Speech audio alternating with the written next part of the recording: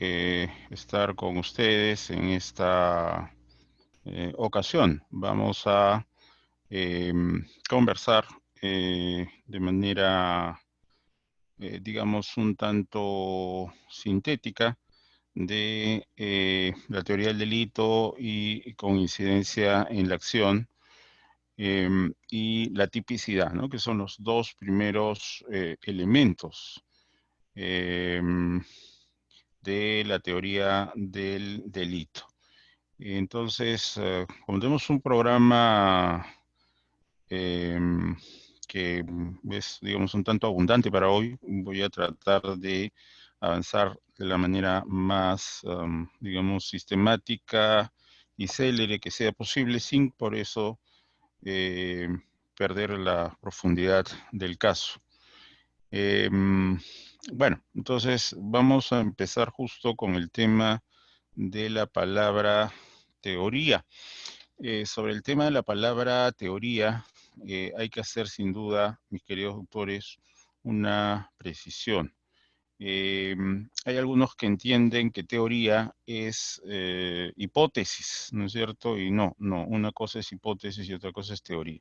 Esto, por ejemplo, a propósito de algunos desadaptados, ignorantes, que, por ejemplo, dicen que la teoría de la evolución tiene que ser cuestionada, ¿no? Es algo relativo. ¿Por qué? Porque finalmente es una teoría, ¿no? Entonces, bueno, habría que preguntar, ¿no? Disculpe, ¿usted sabe lo que es una teoría? Entonces, claro, cuando esta persona critica y dice, no, la teoría de la evolución es una teoría, ¿no? Bueno, probablemente lo que está queriendo referirse esta persona es a una hipótesis, ¿no es cierto? Y no, pues teoría no es una hipótesis. Teoría es una explicación, la explicación de un fenómeno que ya ha sido comprobada por el método científico. A eso se le llama teoría. Según Karl Popper, este filósofo inglés y austriaco, medio inglés, que es muy admirado por nuestro premio Nobel peruano, por Mario Vargas Llosa, ¿no? Que lo tiene uno de los grandes eh, referentes, ¿no? En La llamada de la tribu, este libro en que Vargas Llosa cuenta de sus raíces filosóficas y políticas. Bueno, Karl Popper ocupa un puesto más o menos interesante. No tanto como Raymond Aron, ¿no es cierto? O Isaac Berlin, pero por ahí. Según Popper, toda teoría es falsificable, en el sentido de que se puede llegar a descubrir posteriormente que sus bases no eran ciertas, ¿no? Que no tenían, digamos, el fundamento que se pensaba inicialmente que iban a tener, ¿no? Eso sí es propio de toda teoría científica, pero de ahí a decir que una teoría es una hipótesis, una mera especulación, un supuesto, no, esa no es la idea. El derecho, por cierto, que no es una ciencia, el derecho tiene tanto de ciencia como yo de bajista de los Rolling Stones, o sea, nada, pero maneja una teoría, ¿no? En este caso la teoría del delito, que es una explicación de los tipos penales. Eh, ¿Qué estructura, qué requisitos, qué principios tiene todo tipo penal que se respeta? De tal manera que cuando vamos a enfrentar un tipo penal creado por alguna norma, algún código, entonces podemos decir que esta teoría explica a este artículo de un código, de una ley, de un país, como delito, como tipo penal, ¿no? No delito como acto delictivo, sino delito como lo previsto dentro de un tipo penal. Y luego se descubre que los elementos son comunes a todos los otros tipos penales. ¿En qué sentido? Si encuentro dolo en un tipo penal, eso que hallo dentro de ese tipo penal que se llama dolo, lo encuentro también en otros tipos penales que también llamo dolo, ¿no? Entonces puedo decir, son tipos dolosos, bueno, tienen algo en común. ¿Qué es lo que tienen en común? Bueno, este factor que se llama dolo. Entonces, la manera de explicar cómo se da el dolo en un tipo penal es también la manera de explicar cómo se da el dolo en otro tipo penal. Si hablo de causas de justificación también, ¿no? Me estoy refiriendo a un determinado concepto y este concepto explica la presencia o ausencia en un evento delictivo de estas causas de justificación de la misma manera. Entonces, en ese sentido, todos los elementos de esta taxonomía que tiene 5 partes de la teoría del delito son elementos comunes que tienen el mismo contenido conceptual en los diversos tipos penales que se analicen y en los diversos hechos delictivos que se analicen desde el punto de vista penal. Esta teoría del delito surge con la Ilustración. Estamos hablando del pensamiento generado a propósito de la segunda mitad del siglo XVIII en adelante. No obstante lo cual, quisiera yo rescatar a un pensador un siglo anterior,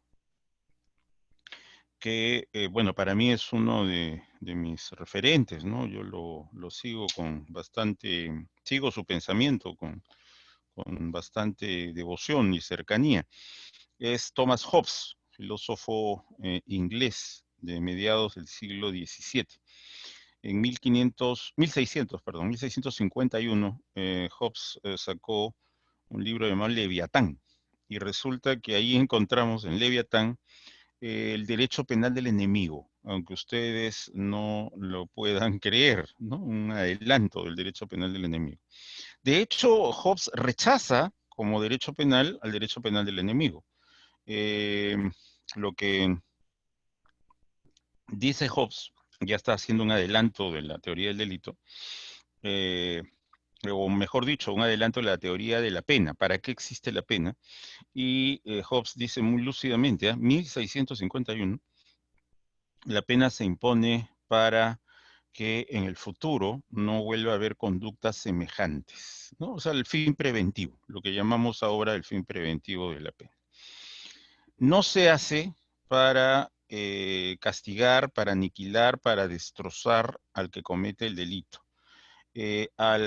Cuando actuamos ante alguien para destrozarlo, desaparecerlo, aniquilarlo, porque cometió una acción indeseable, dice Hobbes, no lo estamos tratando como súbdito, en esa época el concepto ciudadano todavía no se había creado, sino como enemigo. Entonces, claro, ante un hecho dañoso que comete alguien y nuestra reacción ante ese alguien dañoso que realice esa conducta dañosa, nuestra reacción es matarlo, aniquilarlo, entonces ese es tratado como enemigo. Pero si al ciudadano no lo considero, al súbdito, como dice Hobbes, no lo considero enemigo, no, pues mi reacción como Estado frente a este acto indeseable no puede ser destruirlo. Tiene que ser buscar que esta persona enmiende su conducta. Entonces, eso, por ejemplo, ya es un adelanto de la teoría del delito, ¿no? O sea, ¿para qué existe los tipos penales? ¿Para qué surge la sanción penal? ¿Qué finalidad cumple? ¿No? Y eso tiene que ser común a todos los tipos penales que se creen y tiene que ser común en nuestro análisis de todos los eventos que llamamos, que denominamos delitos, ¿no? Ese es el meollo del asunto. Entonces, la Ilustración, un siglo después de Hobbes, iba a tener ya esa perspectiva de luchar contra el antiguo régimen, ¿no? El ancien régime, que es la forma en que los revolucionarios franceses llamaban a todo lo que estuvo antes de ellos, ¿no? O sea, todas las formas de pensamiento previas a la Revolución Francesa fueron llamados genéricamente por los revolucionarios franceses como el antiguo régimen, ¿no? L'Ancien Régime. Pero ahí hay una exageración, creo yo, de una exageración por reducción, ¿no? La cosa no era tan simple. En todo caso, había varios antiguos regímenes, no uno, y algunas cosas que postulaban los revolucionarios franceses ya estaban siendo adelantadas por alguno de estos antiguos regímenes, ¿no?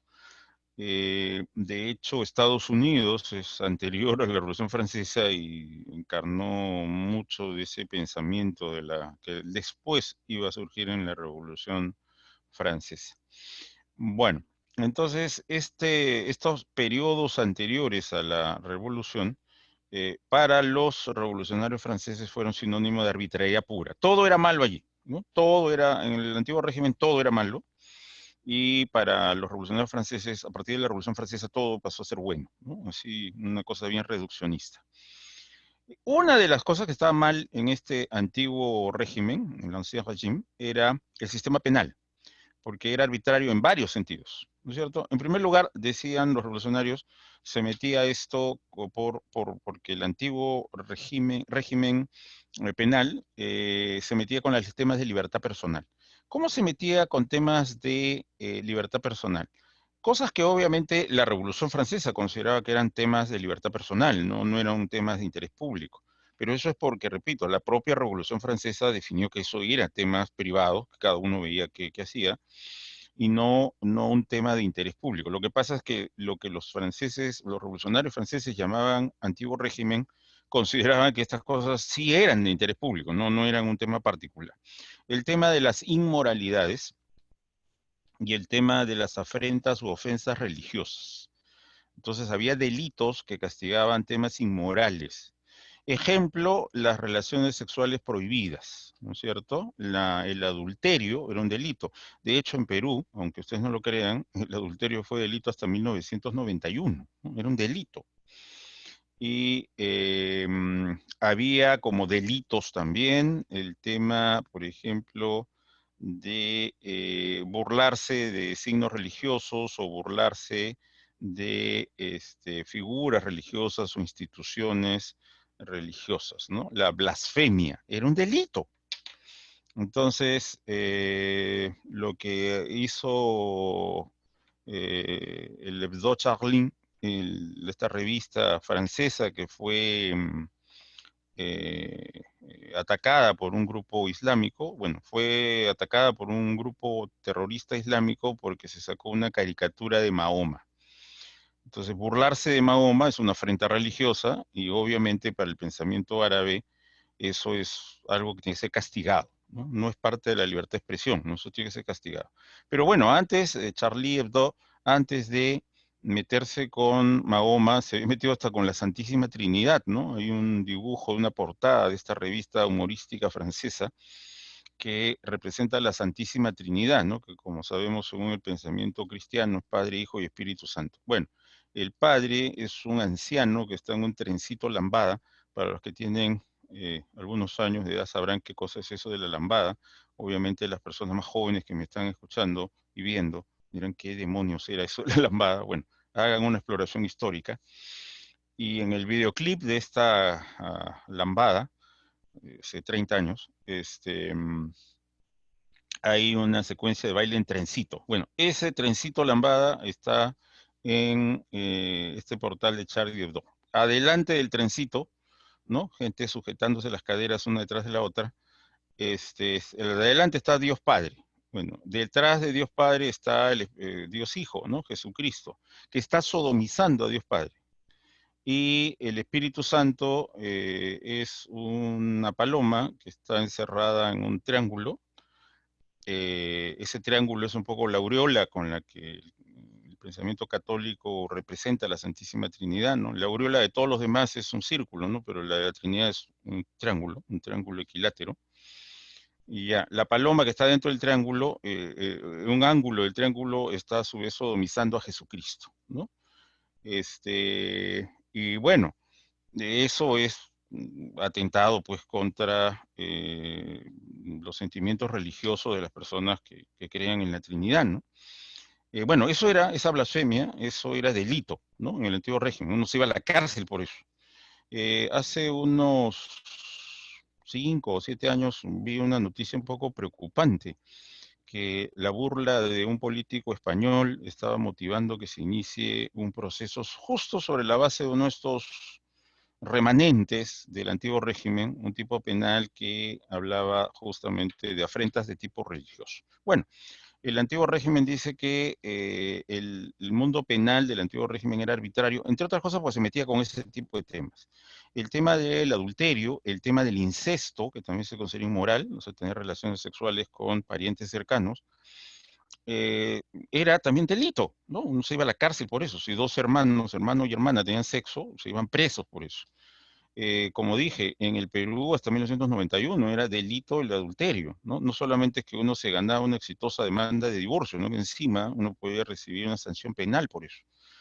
Y el tema religioso, ¿no? Burlarse, ser ateo, burlarse de signos religiosos, eso era delito. Entonces, se consideraba que el sistema penal del antiguo régimen era arbitrario por eso, porque se metía en cosas que según la Ilustración solo debían competir a una ética personal. Ya cada persona verá si eso es bueno o es malo y tomará las decisiones que estime por conveniente, pero el Estado no se tiene por qué meter a través de sanciones penales. Esto se ha traducido, como ustedes saben, en uno de los elementos del derecho penal, parte general, que es el principio de lesividad, que nos dice que cuando se afectan bienes jurídicos que realmente son dañinos socialmente, ahí es donde tiene que actuar el derecho sancionando, prohibiendo, castigando, pero no en temas de índole personal.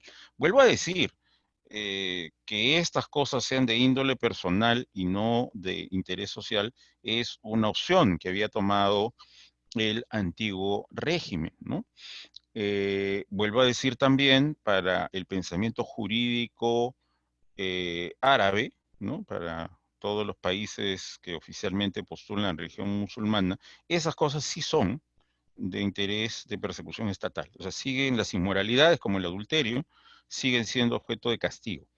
El tema de la fornicación, ¿no? Como sabemos, el adulterio es una relación sexual extramatrimonial, lo cual implica que uno está casado, y en cambio la fornicación significa sexo sin matrimonio, ¿no? Que ahora, pues, como sabemos, en los países occidentales, fruto de la revolución sexual iniciada en Estados Unidos en los años 60, ahora es absolutamente normal que una pareja de adultos tenga sexo, ¿no? O sea, no se considera incluso que sean parejas si no tienen regularmente actividad sexual. Pero en un momento muy anterior al nacimiento de ustedes ni habían nacido, se hacía esa distinción, ¿no es cierto? El machismo, el pensamiento machista dividía a las mujeres en dos: las mujeres para amar, para ser la reina del hogar y la madre de sus hijos, y la mujer con la que se tenía sexo fuera del matrimonio. Entonces, si se tenía sexo fuera del matrimonio con una mujer, uno no se iba a casar con esa mujer, ¿no? Entonces, o sea, en conclusión, los enamorados no tenían relaciones sexuales. ¿Por qué? Porque mi enamorada y mi novia es lo mismo, o sea, no inicio una relación de pareja con una mujer con la que yo no pretendía casarme, y obviamente mi esposa tiene que quedar impoluta al matrimonio, ¿no es cierto? Intocada, hasta por mí tiene que estar intocada, ¿no? Entonces, claro, justamente porque iba a ser mi esposa, ¿no? Ser el pensamiento, no podía tener sexo con ella. Y si por ahí conseguía una mujer que sí decidía tener sexo conmigo, bueno, solamente por eso, porque accedía a tener sexo conmigo, ya no era pues la mujer con la que me iba a casar, ni iba a tener madre y mis hijos, ¿no es cierto? Había un juicio de valor peyorativo por justo lo que uno buscaba, lo que los varones de aquel momento buscaban en las mujeres: sexo, ¿no es cierto? O sea, buscaban sexo, y si la mujer le conseguía el sexo era una mala mujer, ¿no? Una cosa bien esquizofrénica. Bueno, el adulterio, la fornicación, que es sexo sin matrimonio, la blasfemia, ¿no? Insultar a Alá, insultar a Mahoma, insultar al Corán, etcétera, etcétera, son delitos hasta el día de hoy en países musulmanes, ¿no? Entonces, lo que pasa es que la opción de ellos es que no, que las inmoralidades y las ofrendas religiosas sí son de interés estatal, no es un tema privado. Segunda arbitrariedad, según el antiguo régimen, uso político del sistema penal. Y se dice que no, pues que la sanción penal no tiene que ser el instrumento que usa el Estado para sus venganzas y para su lucha política. El sistema penal tiene que estar ajeno a ello. Me refiero obviamente a la política partidaria, ¿no? O sea, que por favorecer a mis partidarios uso el sistema penal, para proteger a mis adeptos también uso el sistema penal. Y en ese sentido, obviamente que crear tipos penales, crear un sistema de justicia, un sistema de represión penal, Es un acto político, por supuesto que sí, pero no me estoy refiriendo a ese acto político de la gran política, sino a la minucia partidaria, ¿no? Por mis intereses, mis mezquindades políticas, yo estoy usando, ¿no es cierto?, como una ganzúa el sistema penal. Entonces el antiguo régimen decía, eso es lo que pasaba con el sistema penal del antiguo régimen, ¿no? No se perseguía por razones objetivas, no. La misma acción, yo me hacía el loco si la cometía alguien amigo, y la misma acción era severamente castigada si la cometía mi enemigo político, ¿no? Entonces, eso es el tema. Y luego, por último, el antiguo régimen, según la Ilustración, tenía una carencia de una explicación satisfactoria sobre qué debía considerarse delito y cómo debía aplicarse, cómo debía atenuarse, agravarse, exonerarse las sanciones. Eso seguía un régimen absolutamente arbitrario.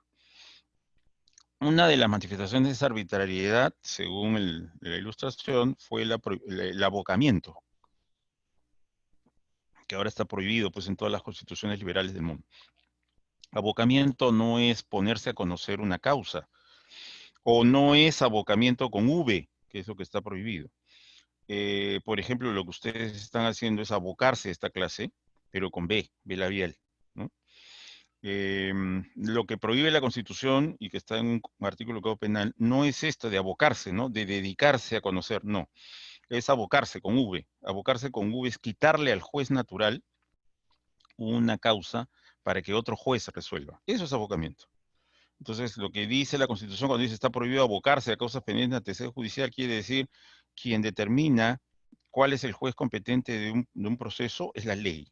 Y una vez que la ley ha dicho que ese juez es el juez competente, ni el Espíritu Santo le puede quitar el proceso. ¿No es cierto? Eso es el tema de la prohibición de abocamiento. El abocamiento era entonces para el antiguo régimen, perdón, para la Revolución Francesa, era una forma de la arbitrariedad judicial. El juez permanecía en el cargo y seguía conociendo el caso dependiendo de si el juez estaba administrando justicia como le interesaba al poder. Si le interesaba la manera en que el juez estaba aplicando justicia en ese caso, lo dejaba. El juez se estaba comportando de una manera que al poder no le gustaba, entonces lo que se hacía era quitarle el caso, ¿no? Y pasárselo a otro juez, que eso es el abocamiento. Bien, hay una respuesta frente a esas arbitrariedades. Entonces, la teoría del delito busca eso, ¿no es cierto? Busca responder la pregunta, ante todo, de por qué o para qué se sanciona, lo cual debía seguir una pauta liberal, ¿no? La pauta liberal la tenemos en el artículo 2, inciso 24, letra A de la Constitución. Todos podemos hacer lo que nos dé la gana, con quien nos dé la gana, por donde nos dé la gana, mientras no hagamos daño a terceros, ¿cierto? Esa es la pauta liberal. Entonces, salen las inmoralidades, mientras no causen daño social, salen las afrentas religiosas. Entonces, puede ser de mal gusto, puede mostrar mala educación, que por ejemplo un no creyente se burle de signos religiosos de terceras personas, ¿no es cierto? Puede ser que alguien, no sé, quiera usar la Biblia o páginas de una Biblia como papel higiénico. Lo hace para burlarse, menospreciar la creencia religiosa de alguien que crea en la Biblia, sí, lo hace para eso, ¿ya? ¿Es delito? No, no es delito. Uno dirá, pero tiene que respetar mi religión. No, no, no, no, un momentito, un momentito, un momentito. Los únicos que merecen respeto en una sociedad liberal son las personas. Las personas deben ser respetadas. Eso sí, las personas deben ser respetadas. Pero no las creencias. Las creencias no merecen respeto. No están protegidas con el respeto. ¿Ya? Así que, eres ateo, pero no te burles del Señor de los Milagros. Me da la gana de burlarme del Señor de los Milagros. Pues, ¿ya? Me da la gana. ¿Ya? Me micciono de risa ante el Señor de los Milagros. ¿Ya? ¿Cuál es el problema? Es que eso está irrespetando mi religión. No, discúlpame, vuelvo a decir, respeto merecen las personas. ¿Ok? Yo no me puedo burlar de una persona. No, es que yo me siento identificado con mi religión. Así que si te burlas de mi religión, te burlas de mí. No, papá, así no es. Así no es, ¿no es cierto? Aquello que en lo que tú creas puede ser objeto de comentarios, de burlas, de críticas, y nadie tiene por qué impedir eso, ¿no es cierto? Eres tú el que merece respeto, no tu religión, no tus creencias. No hay ningún artículo de ninguna norma que diga que hay que respetar las creencias de los demás, ¿no es cierto? Esa es una base liberal fundamental.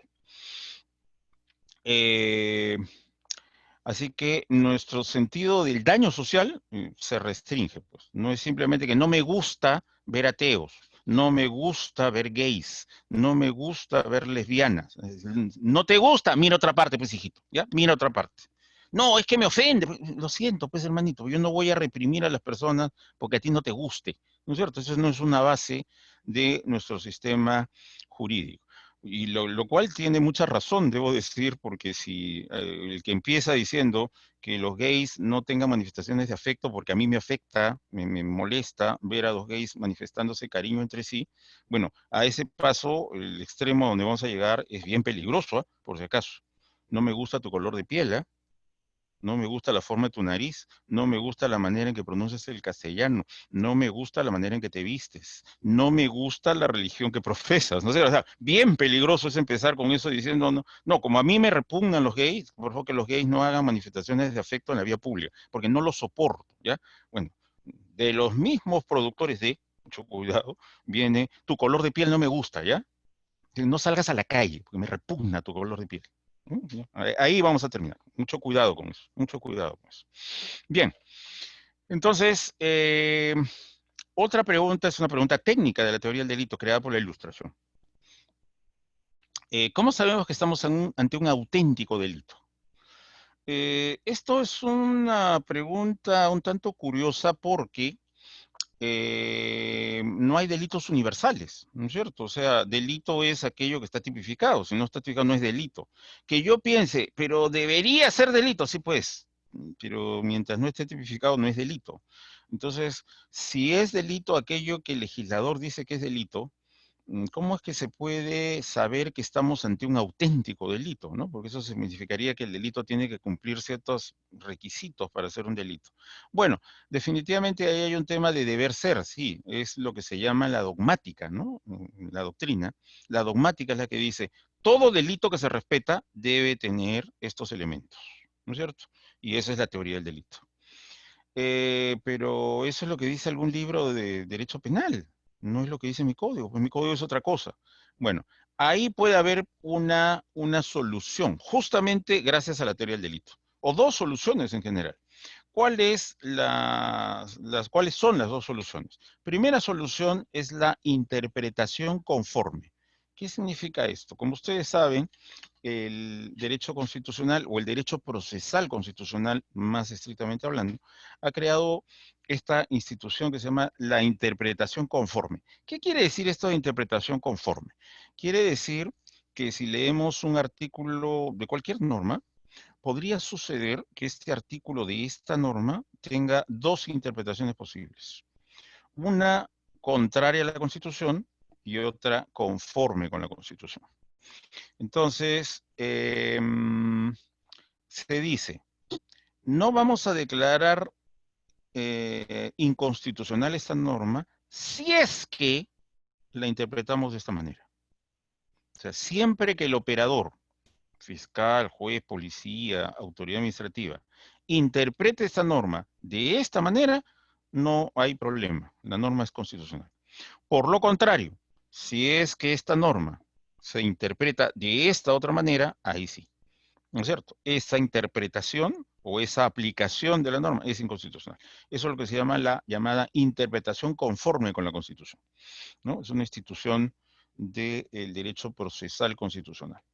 Muy bien.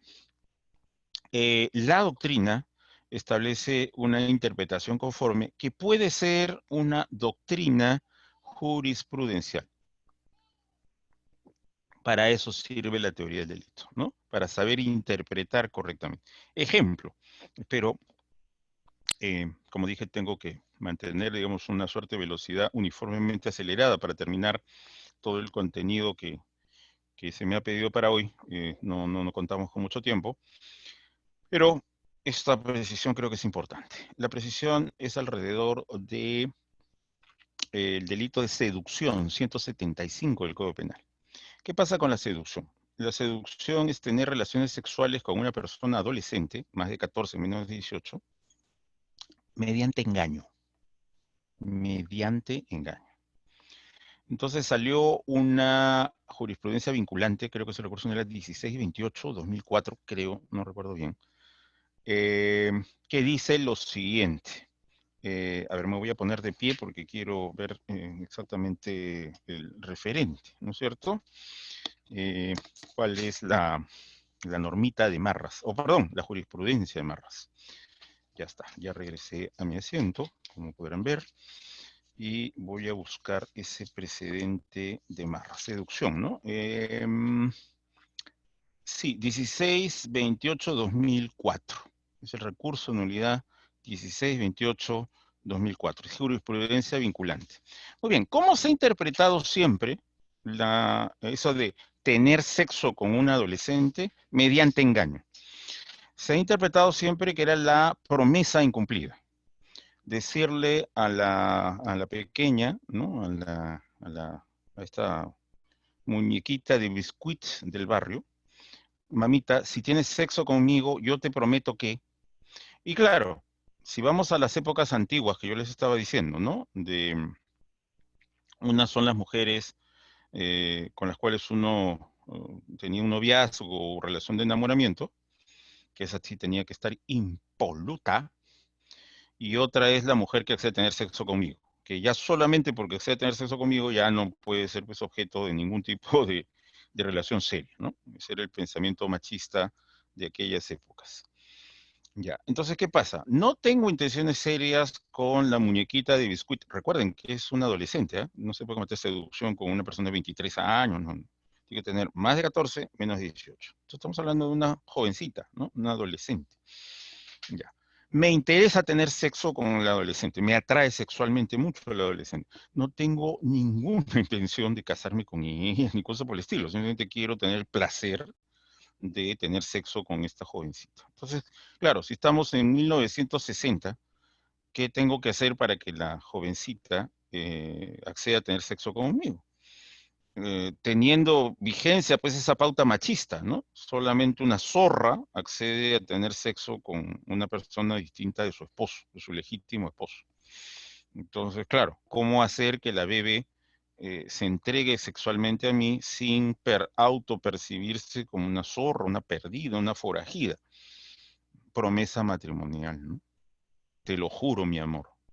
Eso es lo que se llamaba en aquella época la prueba del amor, ¿no es cierto? Cosa que el joven actual no entendería, pues, pero ni en la más salvaje de sus fantasías. ¿Qué cosa es eso de la prueba del amor? Bueno, la prueba del amor era, tenía una enamorada y le decía a la enamorada, quiero saber si realmente me amas, ¿no? Y la jovencita, por supuesto que te amo, mi amor. Ya, entonces ten sexo conmigo. Claro, la jovencita se mostrara renuente. No, pero mi mamá me ha dicho que tengo que llegar virgen al matrimonio. Ah, entonces no me amas, pues. No, sí te amo, mamá, pero entonces, pues, desnúdate y ábreme las piernas. No, que no puedo hacer eso. Recuerda que tengo que ser impoluta, tengo que llegar con mi traje blanco al altar y tanta cosa. Ah, entonces no me amas. No, no, no, no me amas. No, no, no, ni me digas nada. No me amas, no me amas. Ya está, punto, se acabó. No, sí te amo, mi amor, ya bueno. Te juro, le dice el manganzón, que si tienes sexo conmigo me voy a casar contigo, vas a ser la reina de mi hogar, la madre de mis hijos y bla, bla, bla, bla, bla, bla. Claro, la pobre jovencita ilusionada, enamorada, accedía a tener sexo con el miserable y una vez que el miserable hubo satisfecho su apetito sexual con la bebé, le decía, bueno, mamita, ha sido literalmente un placer haberte conocido, chao, ¿no es cierto? Nada de que me caso, nada, no, simplemente lo que quería era satisfacer el apetito sexual. Muy bien, eso se denunciaba como seducción. Ya después, cuando más o menos hace unos 40 años, 45 años, ya empezó a ser habitual que las parejas tuvieran sexo, ya no, pues lo de la prueba del amor ya no tenía sentido. Veo que hay una persona que ha levantado la mano.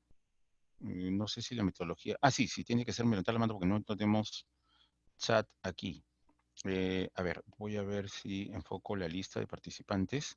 Hubo una dama, creo que levantó la mano. No la veo, no veo la mano levantada. O no sé si los del CEPOCAL le bajaron la mano. No sé. A No, ver. doctor, parece que lo levantó por equivocación. Ah, ya. Fue sin querer queriendo. Ya, perfecto. Muy bien. Entonces, como decía, ya cuando ya no tenía sentido eso de la prueba del amor, ¿no es cierto? Obviamente la promesa ya no iba a ser, pues me voy a casar contigo, vas a ser la madre de mis hijos, la reina de mi hogar, mi legítima esposa, pues, eso ya no era requisito jurídico procesal para tener relaciones sexuales. Entonces ya eran otras promesas, ¿no? Promesas, por ejemplo, voy a dejar de coquetear a la ninosca, te lo juro, mi amor. ¿Ya? Voy a dejar de fumar marihuana. ¿Ya? Voy a dejar de dedicarme a saltar. ¿Ya? Te lo juro, mi amor, si tú me das tu amor, yo dejo mi vida anterior. ¿Ya? La niña creída en esas promesas tenía sexo con el manganzón y el manganzón no cumplía sus promesas. Y entonces ya esa fue la nueva configuración del tipo penal de seducción. Bueno, ¿qué es lo que sucedió al respecto? Sucedió simplemente que este recurso de nulidad que acabo de mencionar nos dice que eso no es seducción, porque eso es incumplir, eso no es engañar. Y el tipo penal dice mediante engaño. Si yo le digo, mamá, yo voy a dejar de fumar pasta básica si tú me amas, la niña se entrega sexualmente y yo sigo fumando pasta básica, ahí no le he engañado, he incumplido una promesa, que es distinto. Y el tipo penal no dice tener sexo mediante incumplimiento de promesas, dice tener sexo mediante engaño. Entonces, la recurso de nulidad 1628-2004 tiene una interpretación muy interesante, ¿no? Es la interpretación conforme, ¿no? Conforme a la teoría del delito, ¿no? Ni más ni menos, conforme a la teoría del delito. Y ese tema es el error en la identidad, ¿ya? Es el error en la identidad. O sea, es Pamela teniendo sexo con George, pensando que la persona con la cual se está acostando no es George, sino que es Carlos. Ahora ustedes se preguntarán de qué manera Pamela puede creer que George es Carlos, ¿no es cierto? ¿De qué manera podría darse esa posibilidad? Bueno, lo dejo ahí planteado porque tenemos un poco la agenda apretada, pero según la recurso de nulidad 1628-2004, esa es la única posibilidad de tener sexo.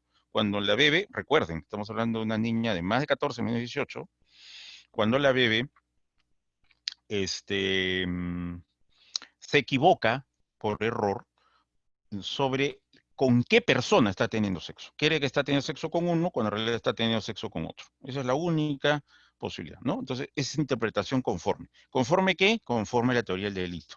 Principio de tipicidad estricta. La otra manera en que la teoría del delito nos puede ayudar es a través de la inconstitucionalidad. Pero para eso, mucho cuidado, no basta que se vulneren principios del derecho penal.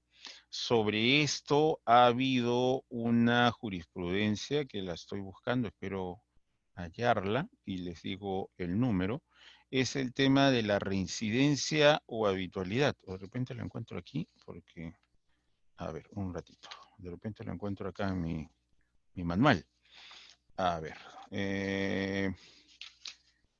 ¿qué sucede? Sucede que el Colegio de Abogados de Lima Norte interpuso una acción de inconstitucionalidad contra la reincidencia y la habitualidad, que fueron reintroducidas en el sistema penal el 2006. Entonces, sobre esto, no, aquí no está la jurisprudencia, lamentablemente. Eh, ¿Y qué respondió el tribunal? El Tribunal Constitucional respondió que el Colegio de Abogados de Lima Norte se había basado solamente en artículos del título preliminar del Código Penal. Y dijo, bueno, una acción de inconstitucionalidad no se puede hacer sobre esa base, pues sobre la base de que eh, vulnera artículos del, em, del título preliminar del Código Procesal Penal. A ver, no, este es un acuerdo penario. Bien, entonces, ¿qué dijo el tribunal? Ya sí, es el expediente 14-2006 AI, ¿no? El proceso constitucional 14-2006, acción de inconstitucionalidad. Ahí el tribunal le jaló las orejas al Colegio de Abogados de Lima Norte diciendo, no, pe papá, tú no vas a interponer una acción de constitucionalidad porque se vulneran artículos del título preliminar.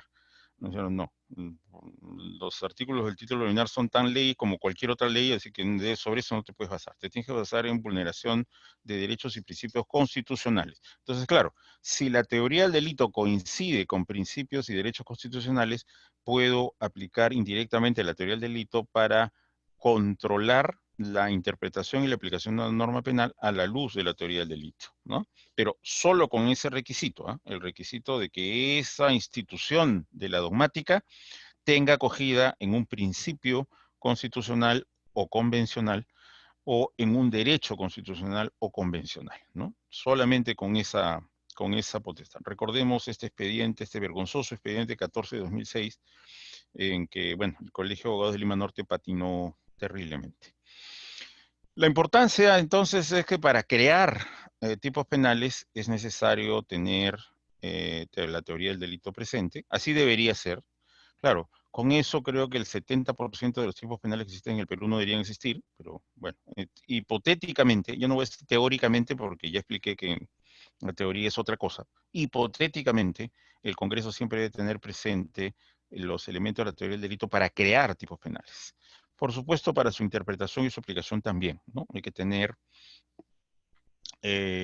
claro los elementos de la teoría del delito. El delito tiene elementos objetivos y subjetivos, ¿no? Elementos objetivos tienen a su vez dos, los elementos positivos y los elementos negativos. Los positivos son la acción y la tipicidad, y los negativos son ausencia de juridicidad, ausencia de exigibilidad de otra conducta y ausencia de excusas absolutorias. Por eso se llaman negativos, ¿no? Porque se definen por su ausencia. Contrario sensu, si la acción típica se ha cometido y no hay ningún otro elemento adicional, se considera que ahí hay un delito consumado, ¿no? Es en vía negativa que a esa acción típica, hay que decir, pero un momentito, no es antijurídica, o sea, no se da el punto 1, que dice ausencia de juridicidad. Bueno, sí es antijurídica, o sea, sí hay ausencia de juridicidad, pero no era exigible otra conducta, o sea, no es culpable, ¿no? O ya, pues sí, ya es una acción, es típica, es antijurídica, es culpable, pero hay una excusa absolutoria, ¿no? Eh, Al fiscal, de hecho, le basta probar que la acción es típica y se acabó, ¿no? Es en vía negativa que la defensa tendría que aducir que se da la ausencia de alguno de los tres elementos siguientes. Desde el punto de vista subjetivo, el delito puede ser doloso o culposo. Como sabemos antes, esto estaba en culpabilidad, o sea, aquí, ahí se ponía el tema del dolo o la culpa, y ahora se pone en la tipicidad. Ahí es donde se define si el tipo es doloso o culposo. El delito tiene una estructura objetiva y subjetiva. En cuanto al objetivo, es la comisión o la omisión, que puede ser a su vez propia o impropia. Entonces, ese es el elemento objetivo, ¿no? Es un acto externo. Este acto puede ser de comisión o de omisión, pero es externo porque puede ser percibido por los sentidos. En cuanto al aspecto subjetivo, tenemos pues un elemento activo que nos habla de autores y partícipes, son los que realizan el delito, y un elemento pasivo, ¿no? Pasivo del delito, que es el titular del bien jurídico, y pasivo de la acción, que es el que sufre la acción del delito. El ejemplo clásico que se ha puesto siempre es el del robo. Si se roba a un empleado, tenemos que el dinero robado no es del empleado, es de la empresa que representa al empleado, y por lo tanto ahí tenemos el sujeto pasivo del delito. En ese robo, la víctima del robo como delito es eh,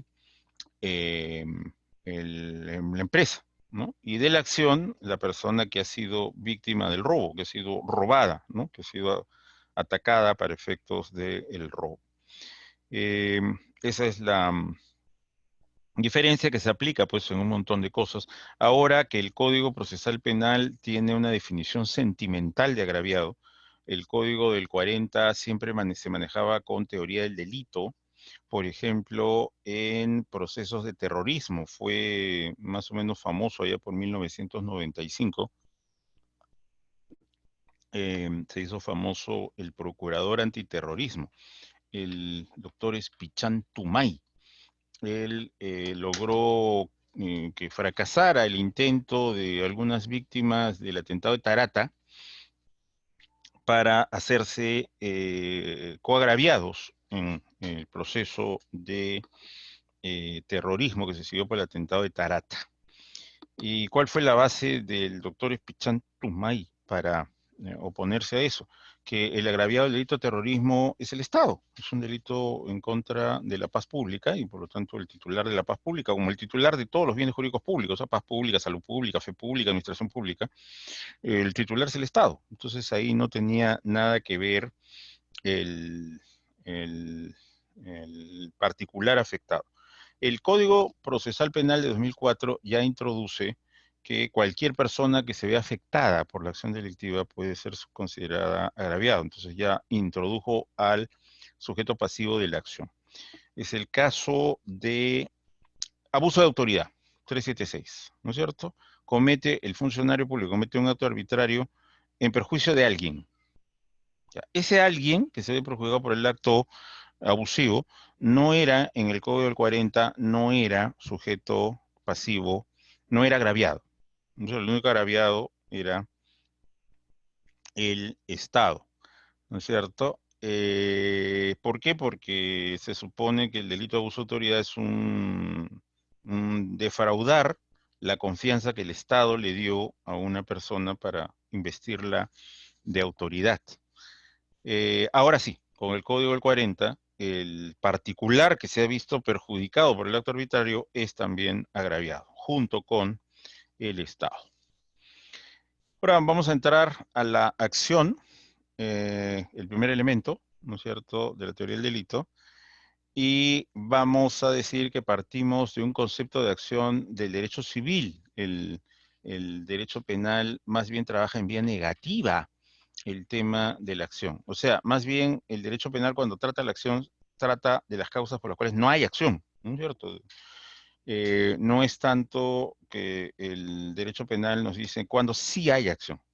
Y eso entonces en realidad se lo deja a dos campos. Uno es el derecho civil, que habla del concepto de capaz e incapaz. Entonces, el comportamiento humano será la acción hecha por un sujeto capaz, ¿no? Y el segundo supuesto es que esto se deja a las ciencias de la conducta, o sea, la psicología y la psiquiatría. Ellos nos tienen que decir cuando la persona eh, está actuando propiamente y no es, por ejemplo, una enfermedad psiquiátrica la que está actuando en nombre de él o en lugar de él. Hay en ese sentido un tema muy interesante, esta delegación, este reposo que hace el ordenamiento procesal penal y penal sobre la ciencia. Creo que es el único caso donde el pronunciamiento de la pericia incide sobre la responsabilidad directamente. Es que la pericia psiquiátrica que se hace para determinar si la persona está loco o no, o sea, si está en el 20, inciso 1 o no, esta dice finalmente sus conclusiones, la persona es responsable de sus actos. No responsable del delito, sino responsable de sus actos. O sea, no es un inimputable. En suma, no es un inimputable, ¿no? Eso es lo que dice el pronunciamiento. Y la verdad, en las demás pericias, el perito no es pues tan radical como eso. Se supone que ese juicio de valor le corresponde al juez, ¿no es cierto? Pero en el derecho, perdón, en el tema de la pericia psiquiátrica, sí, es imputable, es inimputable, ¿no? Eso lo dice la pericia. Con lo cual, la concurrencia del 20 inciso 1 del Código Penal la determina el perito. Y bueno, yo creo que tiene que ser así, ¿no? Esto es un tema absolutamente técnico. Yo creo que, digamos, el buen juicio, la buena opinión que pueda tener una persona culta, ilustrada, es bien relativa, porque este es un tema absolutamente técnico, ¿no? Eso es un tema que se tiene que ver solo de una cantera técnica, ¿no? Entonces, el derecho penal, como dije, no ha hecho un análisis muy profundo sobre cuándo sí hay acción. Donde se ha detenido el derecho penal es para analizar cuándo no hay acción. Y toda la fase positiva, como dije, se lo deja o al derecho civil o a eh, el, las ciencias humanas de la conducta, ¿no? Ahí es donde se hace el análisis correspondiente. Bien, ¿qué sería acción para el derecho penal? Dentro de las limitaciones que ya les estoy contando, ¿no? Donde no hay, digamos, una profundidad muy intensa en cuanto a analizar cuándo sí hay, ¿no? Entonces diríamos que es la libertad humana que decide actuar y de hecho actúa, ¿no? Entonces tiene que haber ahí dos elementos. Primero, una decisión mental, es un proceso mental de voy a actuar, y luego, por supuesto, actuar de manera efectiva. Si me meto en la cabeza la decisión de actuar, pero no llego a actuar realmente, entonces no llega a haber pues acción. Siempre se habla entonces que la acción es pues una conducta externa, ¿no? Que se tiene que poder verificar en el mundo objetivo. No pasa solamente por un tema de lo que uno delibere en su mente, ¿no?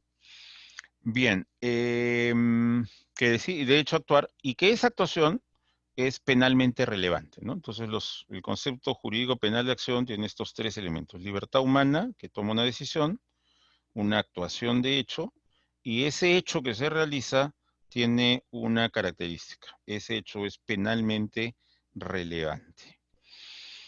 El gran problema es cuando el ser humano actúa con libertad. Y sobre eso hay una discusión que definitivamente excede los modestos alcances de esta conferencia. Es el tema del determinismo. En cuántas ocasiones las decisiones que tomamos son decisiones libres y en qué medida no hay otra clase de factores que deciden nuestra actuación. Hay casos extremos donde se nota pues claramente que la actuación humana es marcada por la necesidad. Por ejemplo, el hambre. Entonces, si dejamos a una persona encerrada en un lugar sin posibilidad de salir y le dejamos comida, bueno, va a terminar comiéndose la comida.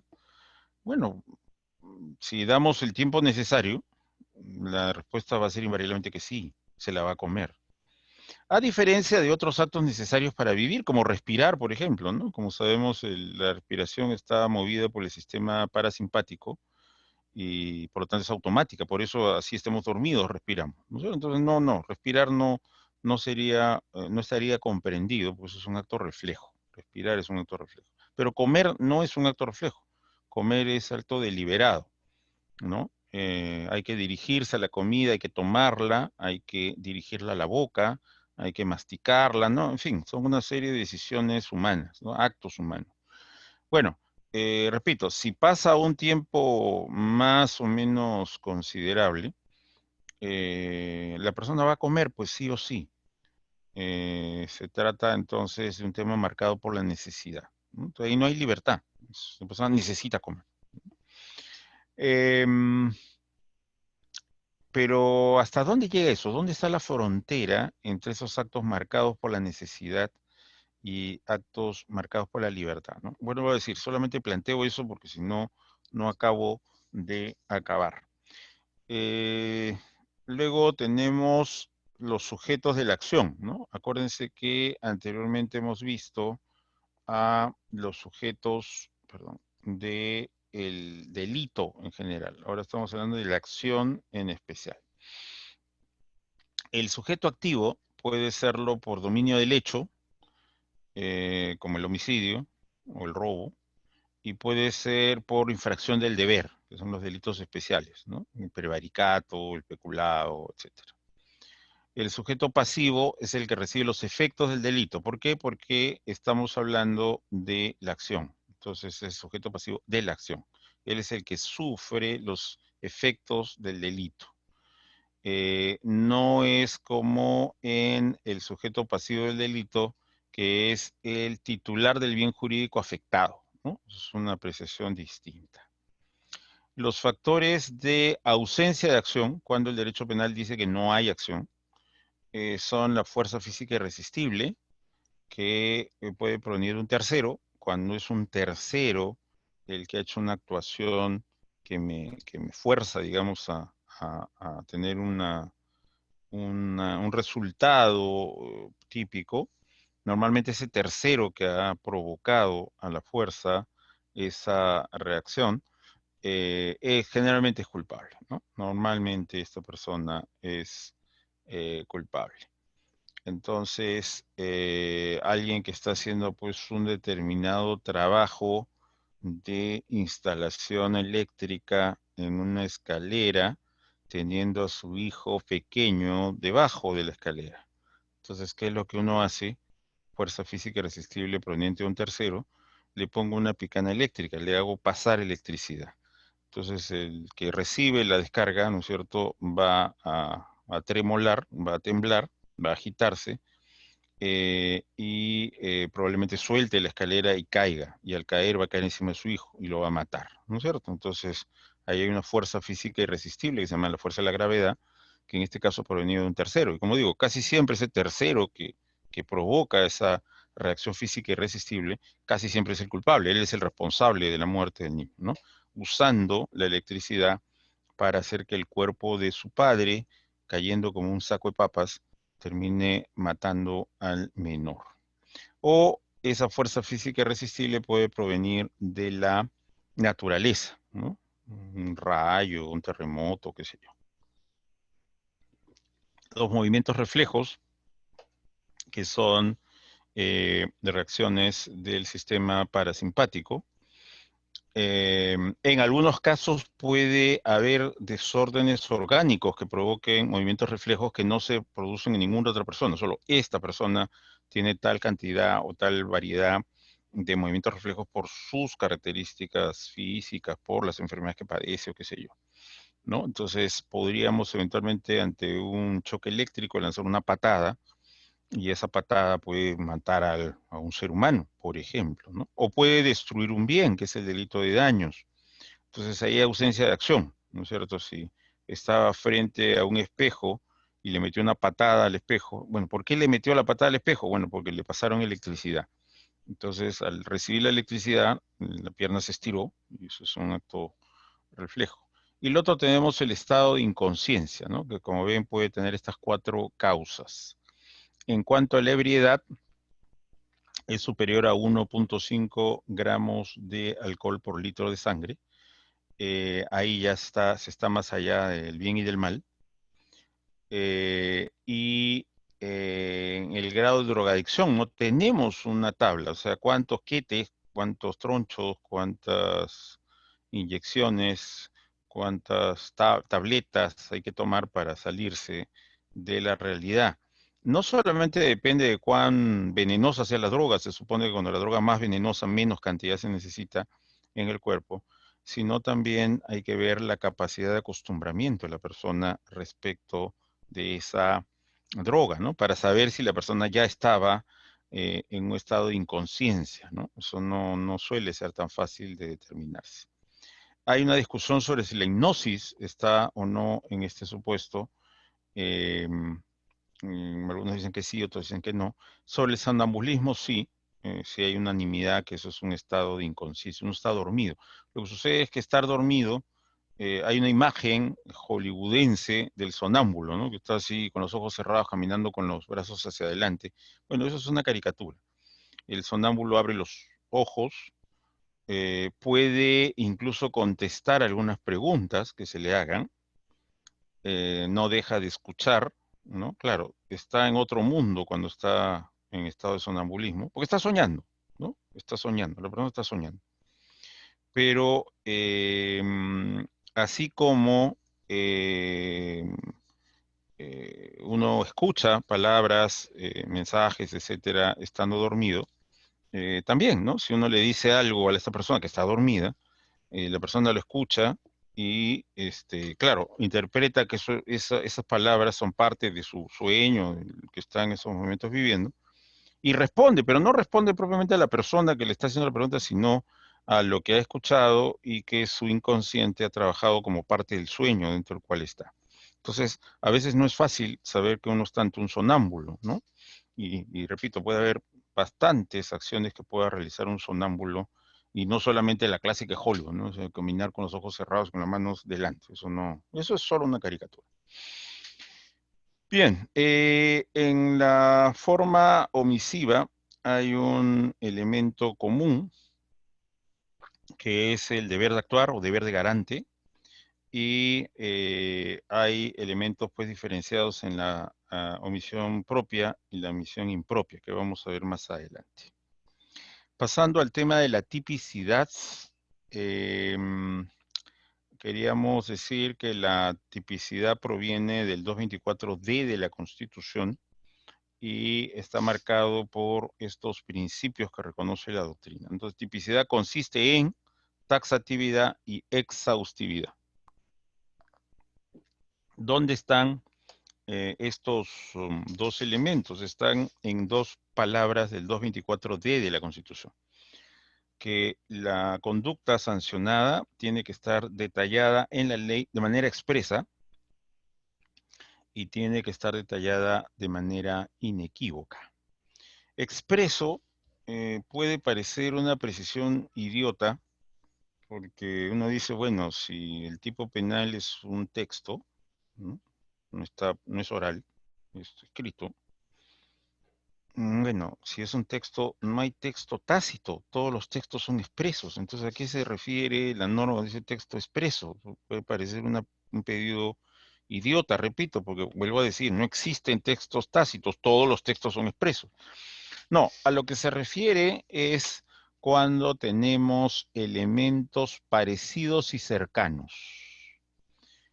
Y por lo tanto, cuando no hay elementos parecidos y cercanos, entonces ahí podría haber un problema interpretativo. Ejemplo.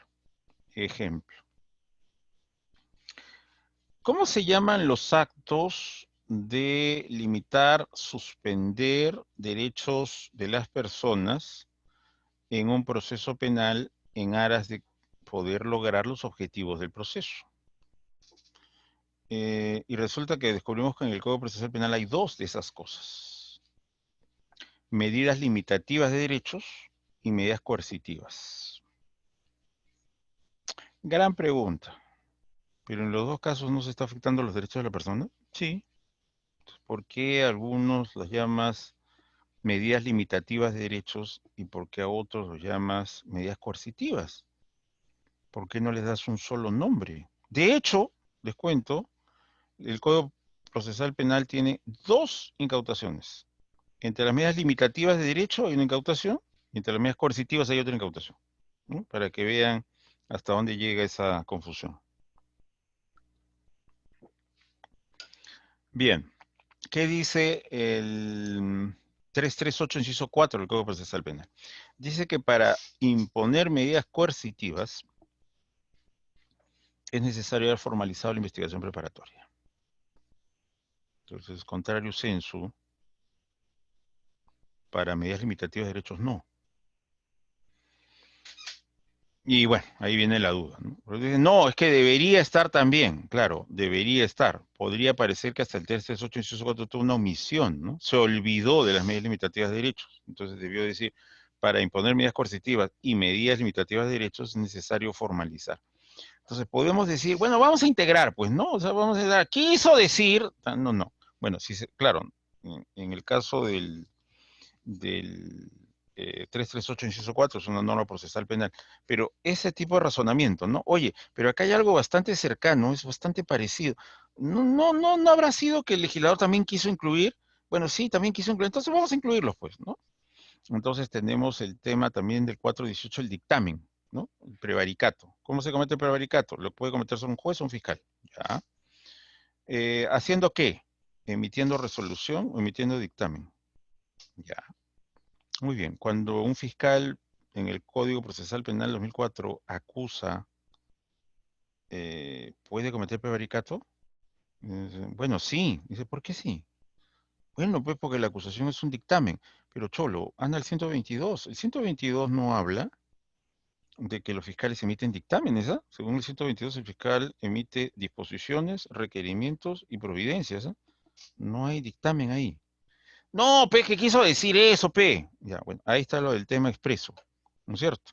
El dictamen es una forma de varias formas de actos jurídicos procesales del fiscal. Ya, bueno, para bien o para mal, el Código Procesal solo se refiere a 3 actos jurídicos procesales, ¿no? El Código Procesal Penal habla, repito, de disposiciones, de requerimientos y de providencias. No está el dictamen.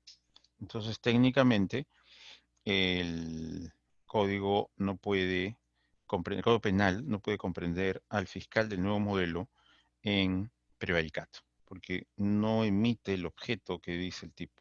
Es que debería estar, bueno, probablemente debería estar, pues, pero no está.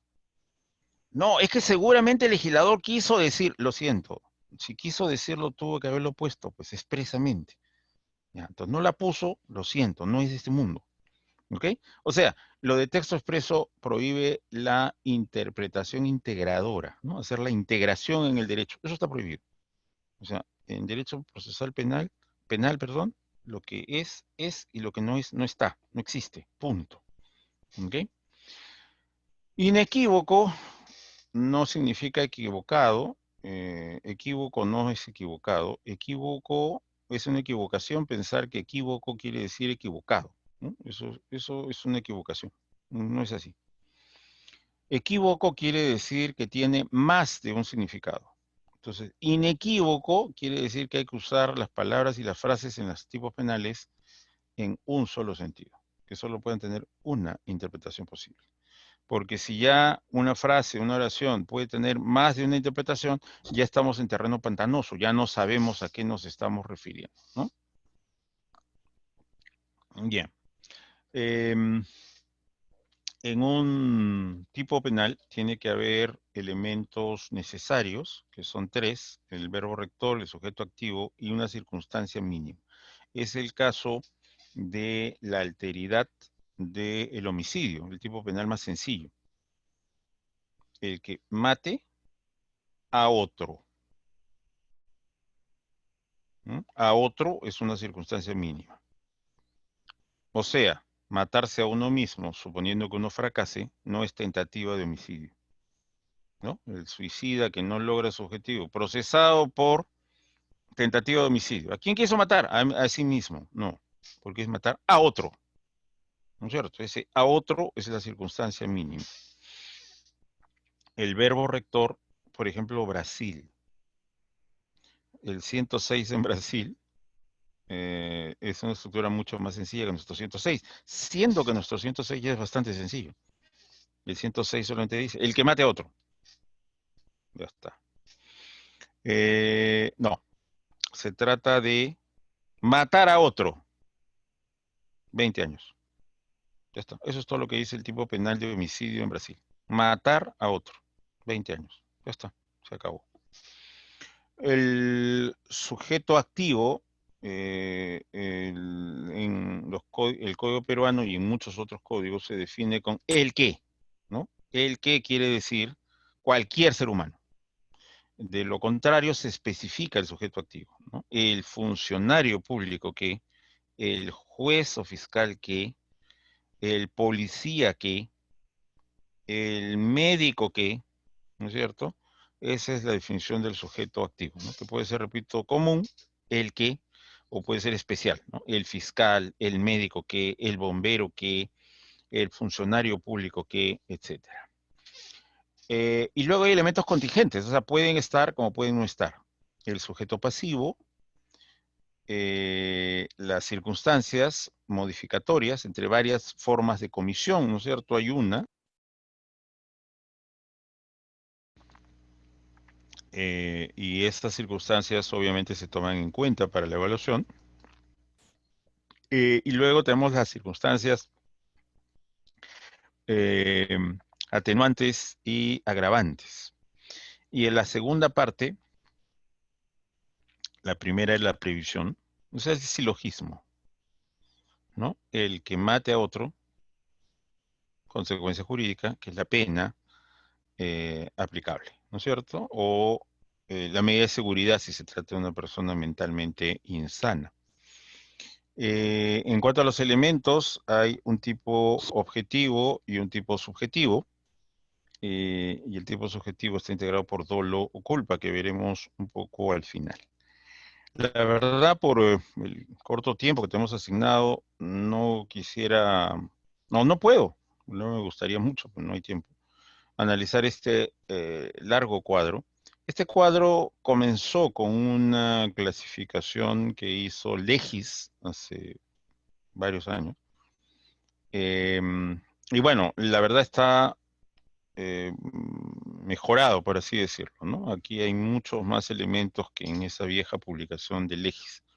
Hay más variaciones, digamos, que he introducido, ¿no? Respecto de ese tema. Bueno, lo dejo aquí porque sé que este material subversivo va a ser distribuido entre todos ya a través del evento de agenda de, de esta sesión, ¿no? Donde puse al CEFOCAP. Ahí he pasado este material subversivo, así que asumo que el CEFOCAP a su vez se lo pasará a usted. Entonces ahí pueden darle una revisión. Si nos pusiéramos a hacer la revisión aquí, mínimo 9:30 de la noche, ¿no? Y esto es. Bueno, así que continúo solamente con esta mención para acabar a tiempo. Hay problemas de tipificación que tienen que ver básicamente con dos puntos, ¿no? El tema de la adecuación social y el tema de los tipos penales abiertos o en blanco. En cuanto a la adecuación social, estamos hablando de un concepto jurídico penal que se llama ámbito de tutela de la norma. ¿Qué significa eso? Significa que el eh, legislador, o, perdón, el operador, ¿no? Más es el juez, el fiscal el que tienen que trabajar con esto. Al momento de ver si se va a sancionar una determinada conducta, tienen que hacerse una pregunta. ¿Cuál es esta pregunta? ¿Para eso se creó este tipo penal? ¿Previendo eso es que se creó este tipo penal? Y la respuesta pues solamente es una de dos, ¿no? Sí o no, ¿no es cierto? Y si la respuesta fuera no, entonces vamos a sacar una conclusión. ¿Cuál es la conclusión? No se da el tipo del injusto. ¿Qué cosa es el tipo del injusto? Es el combo mix de tipicidad y antijuridicidad. Cuando digo para esto se creó la norma, estoy hablando de la juridicidad. ¿Mm? Se supone que entonces hay una intención global del sistema jurídico que quiere determinada conducta de sus ciudadanos y para eso una de las maneras de estimular a la persona, al ciudadano, a comportarse conforme el Estado lo espera, es la finalidad por la cual se crea el tipo penal. Voy a explicarlo con un ejemplo. El ejemplo es el siguiente. ¿Qué sucede si un policía mata a un fascineroso que tenía ciudadanos inocentes de rehén? Entonces había un peligro para la vida de estos ciudadanos que eran rehenes y lo que hace el policía, que es un francotirador de SWAT, es destaparle el cráneo de un balazo. Hay dos maneras, pues, de verlo, la manera clásica y la manera de la tipicidad, perdón, la teoría de la imputación objetiva. El tema de la teoría clásica es el policía que mata a un delincuente que tenía amenazados ciudadanos inocentes, comete el tipo objetivo de homicidio, pero se encuentra justificado por legítima defensa. Como sabemos, la legítima defensa no tiene que ser defensa propia, puede haber legítima defensa a favor de un tercero. Ya, el policía ha hecho eso. No era la vida del policía la que se corría riesgo, era la vida del rehén, ¿no? Defendiendo la vida del rehén es que el policía mata a este fascineroso.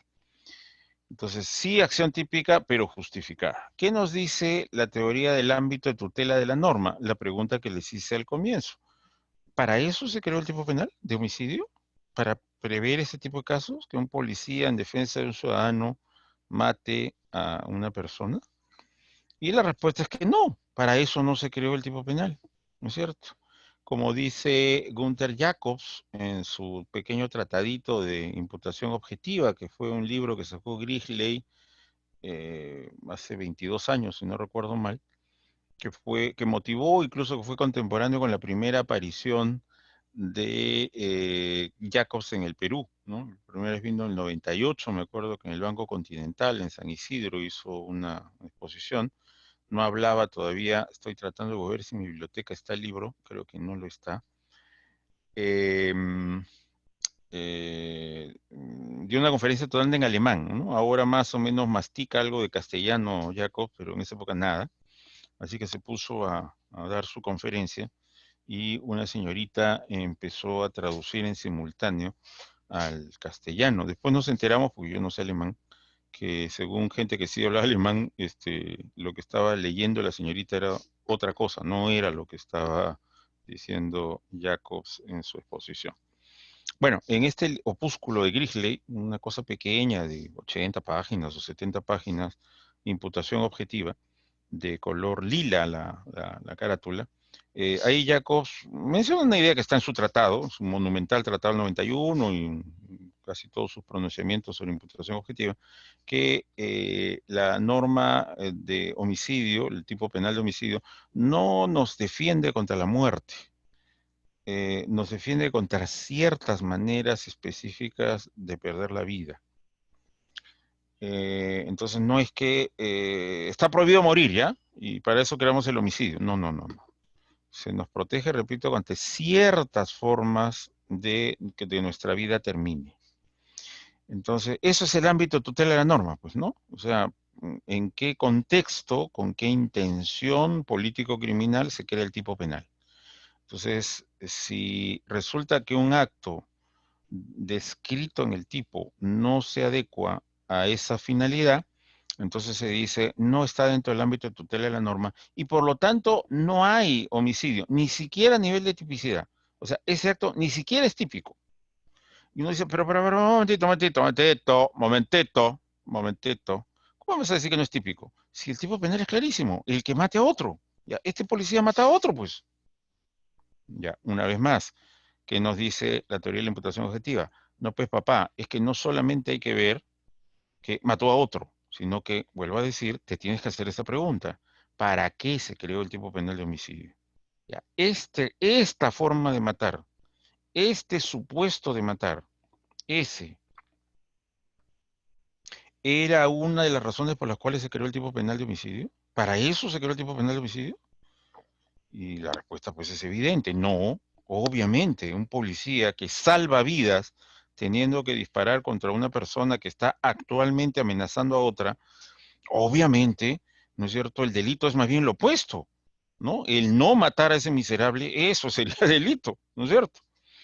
Entonces, claro, conclusión, ¿no? Vuelvo a decir, ni siquiera ha llegado a fase de tipicidad, ¿no? Eso es lo que se llama la teoría del tipo del injusto, que como ya conocemos todos, es el combo mix de tipicidad y antijuridicidad, ¿no? Analizados en un solo momento, ¿no? Esa es la teoría de la adecuación social.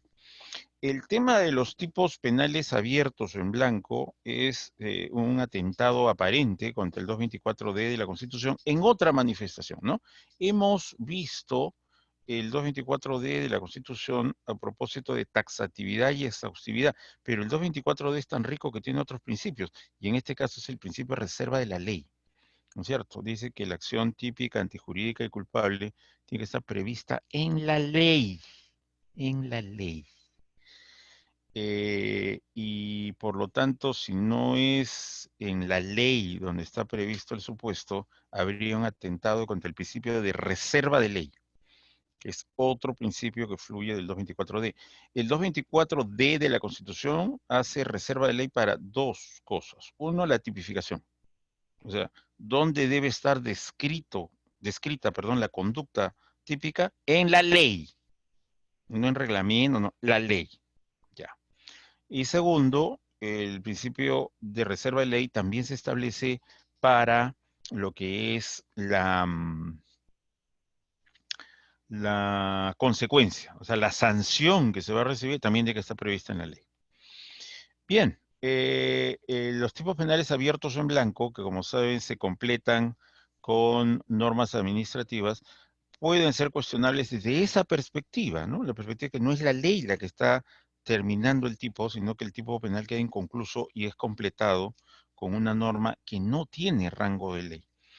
Es el caso, por ejemplo, de los delitos de ambiente, el caso de la contaminación. La contaminación no es contaminar simplemente, porque como yo siempre decía en mis clases universitarias, el ser humano es intrínsecamente contaminante. El ser humano no tiene que hacer nada para contaminar. El ser humano con solo ser, con solo existir, ya está contaminando el universo. Cosa que no pasa con el resto de los animales, ¿eh? Porque, por ejemplo, los animales, los otros animales, producen, por ejemplo, excrementos, pero resulta que esos excrementos producidos por los animales en condiciones naturales, más bien enriquecen el medio ambiente, ¿no? Como sabemos, es un fertilizante natural. Entonces, ¿qué hace un animalito cuando expele excrementos? Está coadyuvando al mantenimiento y el enriquecimiento del hábitat ecológico donde habita. El ser humano no, ¿no? El ser humano al producir excrementos contamina, no tiene ese efecto benéfico que tienen los excrementos de los otros animales. Los otros animales al morir y ver sus cadáveres descomponiéndose también ayudan al ecosistema, alimentan a otros animales, ¿no? Fertilizan la tierra, etcétera, etcétera, etcétera, ¿no? ¿Qué hacen los seres humanos muriéndose? Bueno, también ocupan espacio, le quitan espacio vital a otros animales, incluyendo a otros animales humanos, ¿no es cierto? No se reincorporan a la tierra, ¿no? Quedan como cadáveres aislados del resto de la naturaleza, solamente ocupando espacio y difundiendo agentes patógenos, ¿no? Entonces, vuelvo a decir, el ser humano solo necesita existir para contaminar. ¿Qué nos dice el tipo penal de contaminación? Contaminar más allá de los límites máximos permisibles. ¿Qué es esto de los límites máximos permisibles? Es una admisión de que los seres humanos no pueden no contaminar. Y por lo tanto, como no pueden no contaminar, como de todas maneras van a contaminar, entonces lo único que se le exige a través de los límites máximos permisibles es no contamines tanto. ¿No es cierto? No te voy a pedir que no contamines, porque para eso, ¿no es cierto? Evocando la canción del grupo Queen, Rapsodia Bohemia, ni siquiera la solución, tan dañinos somos, Jesucristo, ni siquiera la solución está en que nos muramos, ¿no? Que tengamos el buen gusto de morir como especie, no. Como dice la canción de Queen, la única solución es que no hayamos existido nunca. Si la especie humana no hubiese existido nunca, esa sería la única forma en que la especie humana sería no contaminante. O sea, ni siquiera muertos, ¿eh? Ni siquiera muertos. Es no haber existido jamás. Ese hubiera sido nuestro mejor regalo al planeta Tierra, ¿no? Nuestro mejor regalo es no haber existido, no haber estado presentes en este planeta nunca. Somos el peor virus que le puede haber pasado a este pobre planeta que vaya uno a saber en dónde terminará. Entonces, ¿qué tenemos en los delitos de contaminación? Tenemos que el tipo penal está completado por una norma que no es una ley, que no tiene rango de ley, que es una norma administrativa del Ministerio de Ambiente, ¿no? Esa es la discusión. Se dice que es necesario ante variables muy cambiantes. Si el tema del límite máximo permisible va cambiando con mucha frecuencia, entonces es evidente que si esperamos que el largo y farragoso proceso de la ley termine de modificar, cuando la ley se modifique, ya incluso será necesario volver a modificar, porque ya el factor cambió. Entonces, se dice es mucho más práctico que eso se deje en una norma administrativa que es mucho más fácil de modificarse, más rápido de modificarse y por lo tanto el tipo penal se adecua a eso, ¿no? Bueno, pero creo que sí. De hecho, eso está admitido por todos los códigos penales y por la mayor parte de la doctrina, pero sigue habiendo ese cuestionamiento, ¿no? Los delitos de comisión dolosa pueden tener dolo directo. Aquí yo trabajo básicamente sobre tema de conciencia, no de conciencia y voluntad, eh, con un matiz que vamos a ver en un ratito, porque se ha cuestionado sobre si la voluntad puede ser probada, ¿no? Quería que eso se hiciera, ¿no? Un buen ejemplo de quería que eso se hiciera, lo puede ser graficado con una de las últimas versiones, la penúltima, no, ya no es la última, sino la penúltima, de King Kong, ¿no? Este monstruo que por primera vez en 1933, si no recuerdo mal, yo ya estaba en primaria, se llevó a la pantalla y que luego ha sido llevado otras veces. Entonces, en esta década, todavía estamos en la segunda década del siglo XXI, por si acaso, ¿eh? La tercera década recién empieza el próximo año, no empieza el año 20, empieza el año 21, por si acaso. Entonces, en esta década, es la década que va de 2011 a 2020, se han producido dos películas de King Kong. Ah, no, perdón, una es de la década anterior, es 2003.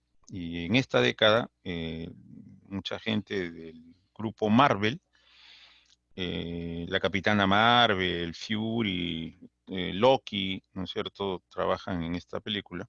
Han hecho una última que ya la están pasando en la televisión por cable de King Kong. Bueno, me refiero a la de la década pasada, ¿no? En 2003 creo que es esta, o 2005, por ahí creo que es esta película eh, de King Kong.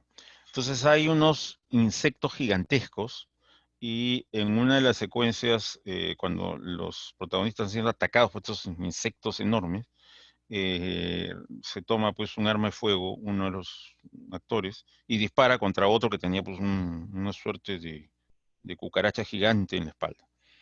Entonces, claro, de hecho mata a este insecto gigantesco. Pero, ¿qué pasa pues si yo tomo un arma, ¿no es cierto? Y la dirijo contra un ser humano y disparo, ¿no? Claro, viene la pregunta, ¿no? ¿Qué quería hacer? Entonces, uno podría decir, bueno, quería matar al insecto. Y uno diría, en términos objetivos, disculpa, pero, un momentito, un momentito, un momentito, un momentito. No me has entendido. Yo no te estoy preguntando qué cosa es lo que terminó resultando. Lo que terminó resultando es que murió el insecto. Eso no cabe duda, ya. Pero yo no te he preguntado eso. Yo no te he preguntado qué es lo que terminó resultando, sino qué quería hacer el ser humano cuando agarró el arma y disparó. ¿Cuál era su intención? ¿No es cierto? Ya, ¿eso se puede demostrar? En muchos casos es misión imposible. ¿No? No en todos, ¿ah? Sí hay ocasiones en que puedo demostrar qué quería la persona, cuál era su intención, ¿no?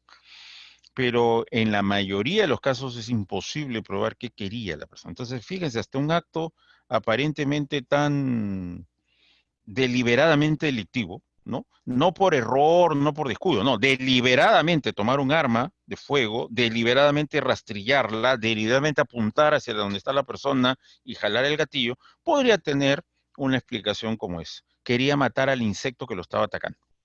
¿No es cierto? Ya. No, desgraciado, tú me querías matar. ¿Y cómo sabes eso? Lo vi en tu mirada, maldito. Ya, eso es pues absolutamente pantanoso, ¿no es cierto? Por eso ya sabemos, hay las famosas teorías cognitivas del dolo, que tienen una serie de consecuencias en la teoría del delito, por supuesto que sí, pero creo que tienen esa utilidad, ¿no? Nos libran de una pregunta incómoda. ¿Qué demonios quería la persona? Vaya uno a saber. las teorías cognitivas del dolo solo hablan de idoneidad.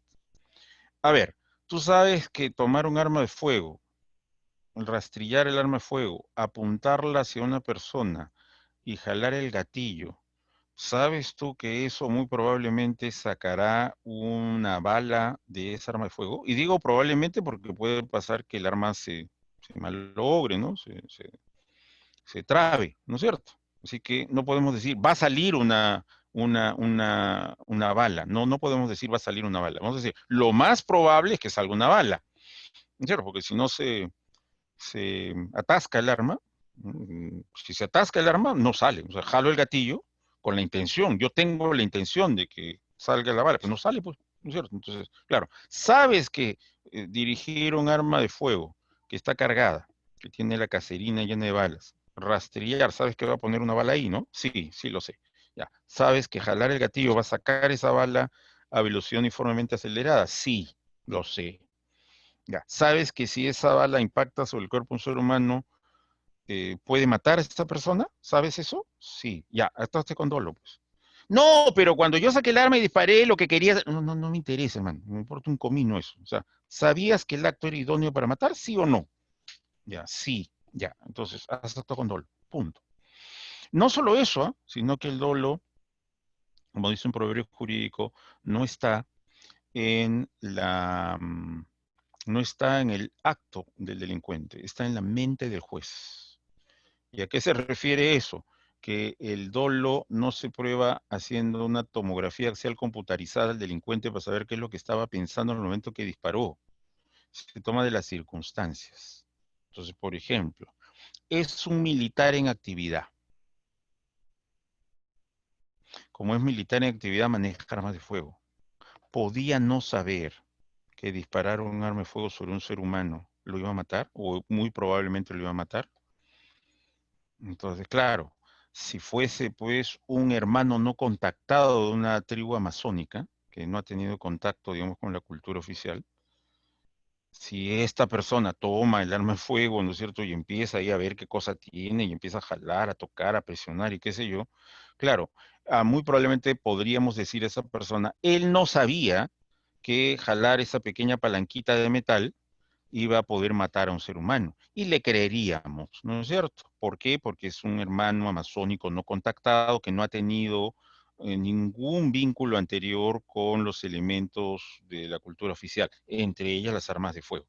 Pero caracho, si se trata de un soldado del ejército peruano, ¿no es cierto?, que dispara cientos de balas cada semana en entrenamiento. Oye, por favor, no me vas a decir que no sabía, pues, ¿no es cierto? A eso se refiere la teoría de que el dolo está en la mente del juez. O sea, el juez, evaluando las circunstancias, dice, tú sí sabías, miserable, ¿no es cierto? De hecho, no otra es la fuente del origen ilícito en el artículo 10 de la ley de lavado de activos. La persona que hace el lavado no solo sabía, que entonces hay que probar que sabía, no, debía saber su origen ilícito. ¿Cómo demonios mido si la persona debía saber que el origen era ilícito? Ya, entonces tengo que hacer una evaluación. Yo, juez, tengo que hacer una evaluación para saber si por las circunstancias esa persona sabía o debía saber eso que yo llamo la idoneidad. Entonces, el dolo directo es, yo estoy consciente de la idoneidad y realizo un acto, ese acto idóneo. ¿No es cierto? Ya, eso es dolo directo. El dolo indirecto es, yo estoy consciente de la idoneidad para un resultado distinto de mi móvil, ¿no? Es el caso que siempre se pone en la doctrina. Quiero matar al presidente de la República. ¿Cómo lo voy a matar? Poner una bomba debajo de su automóvil. Oye, pero no te pases, pues. O sea, en ese automóvil no solo está el presidente, están dos guardaespaldas y un chofer. Piña, hermano. Perdieron, pues. ¿No es cierto? Ese es dolo indirecto. O sea, la intención no está directamente sobre estas personas, pero él sabe que al realizar este atentado va a matar también a las otras personas, ¿no? Y el dolo eventual es que estoy consciente de la probabilidad de que se produzca el resultado y a pesar de eso decido hacer, aunque mentalmente apuesto por su no realización. Digo, no, no creo que pase, ¿no es cierto? Pero sé que es probable que suceda. el resultado, ¿no?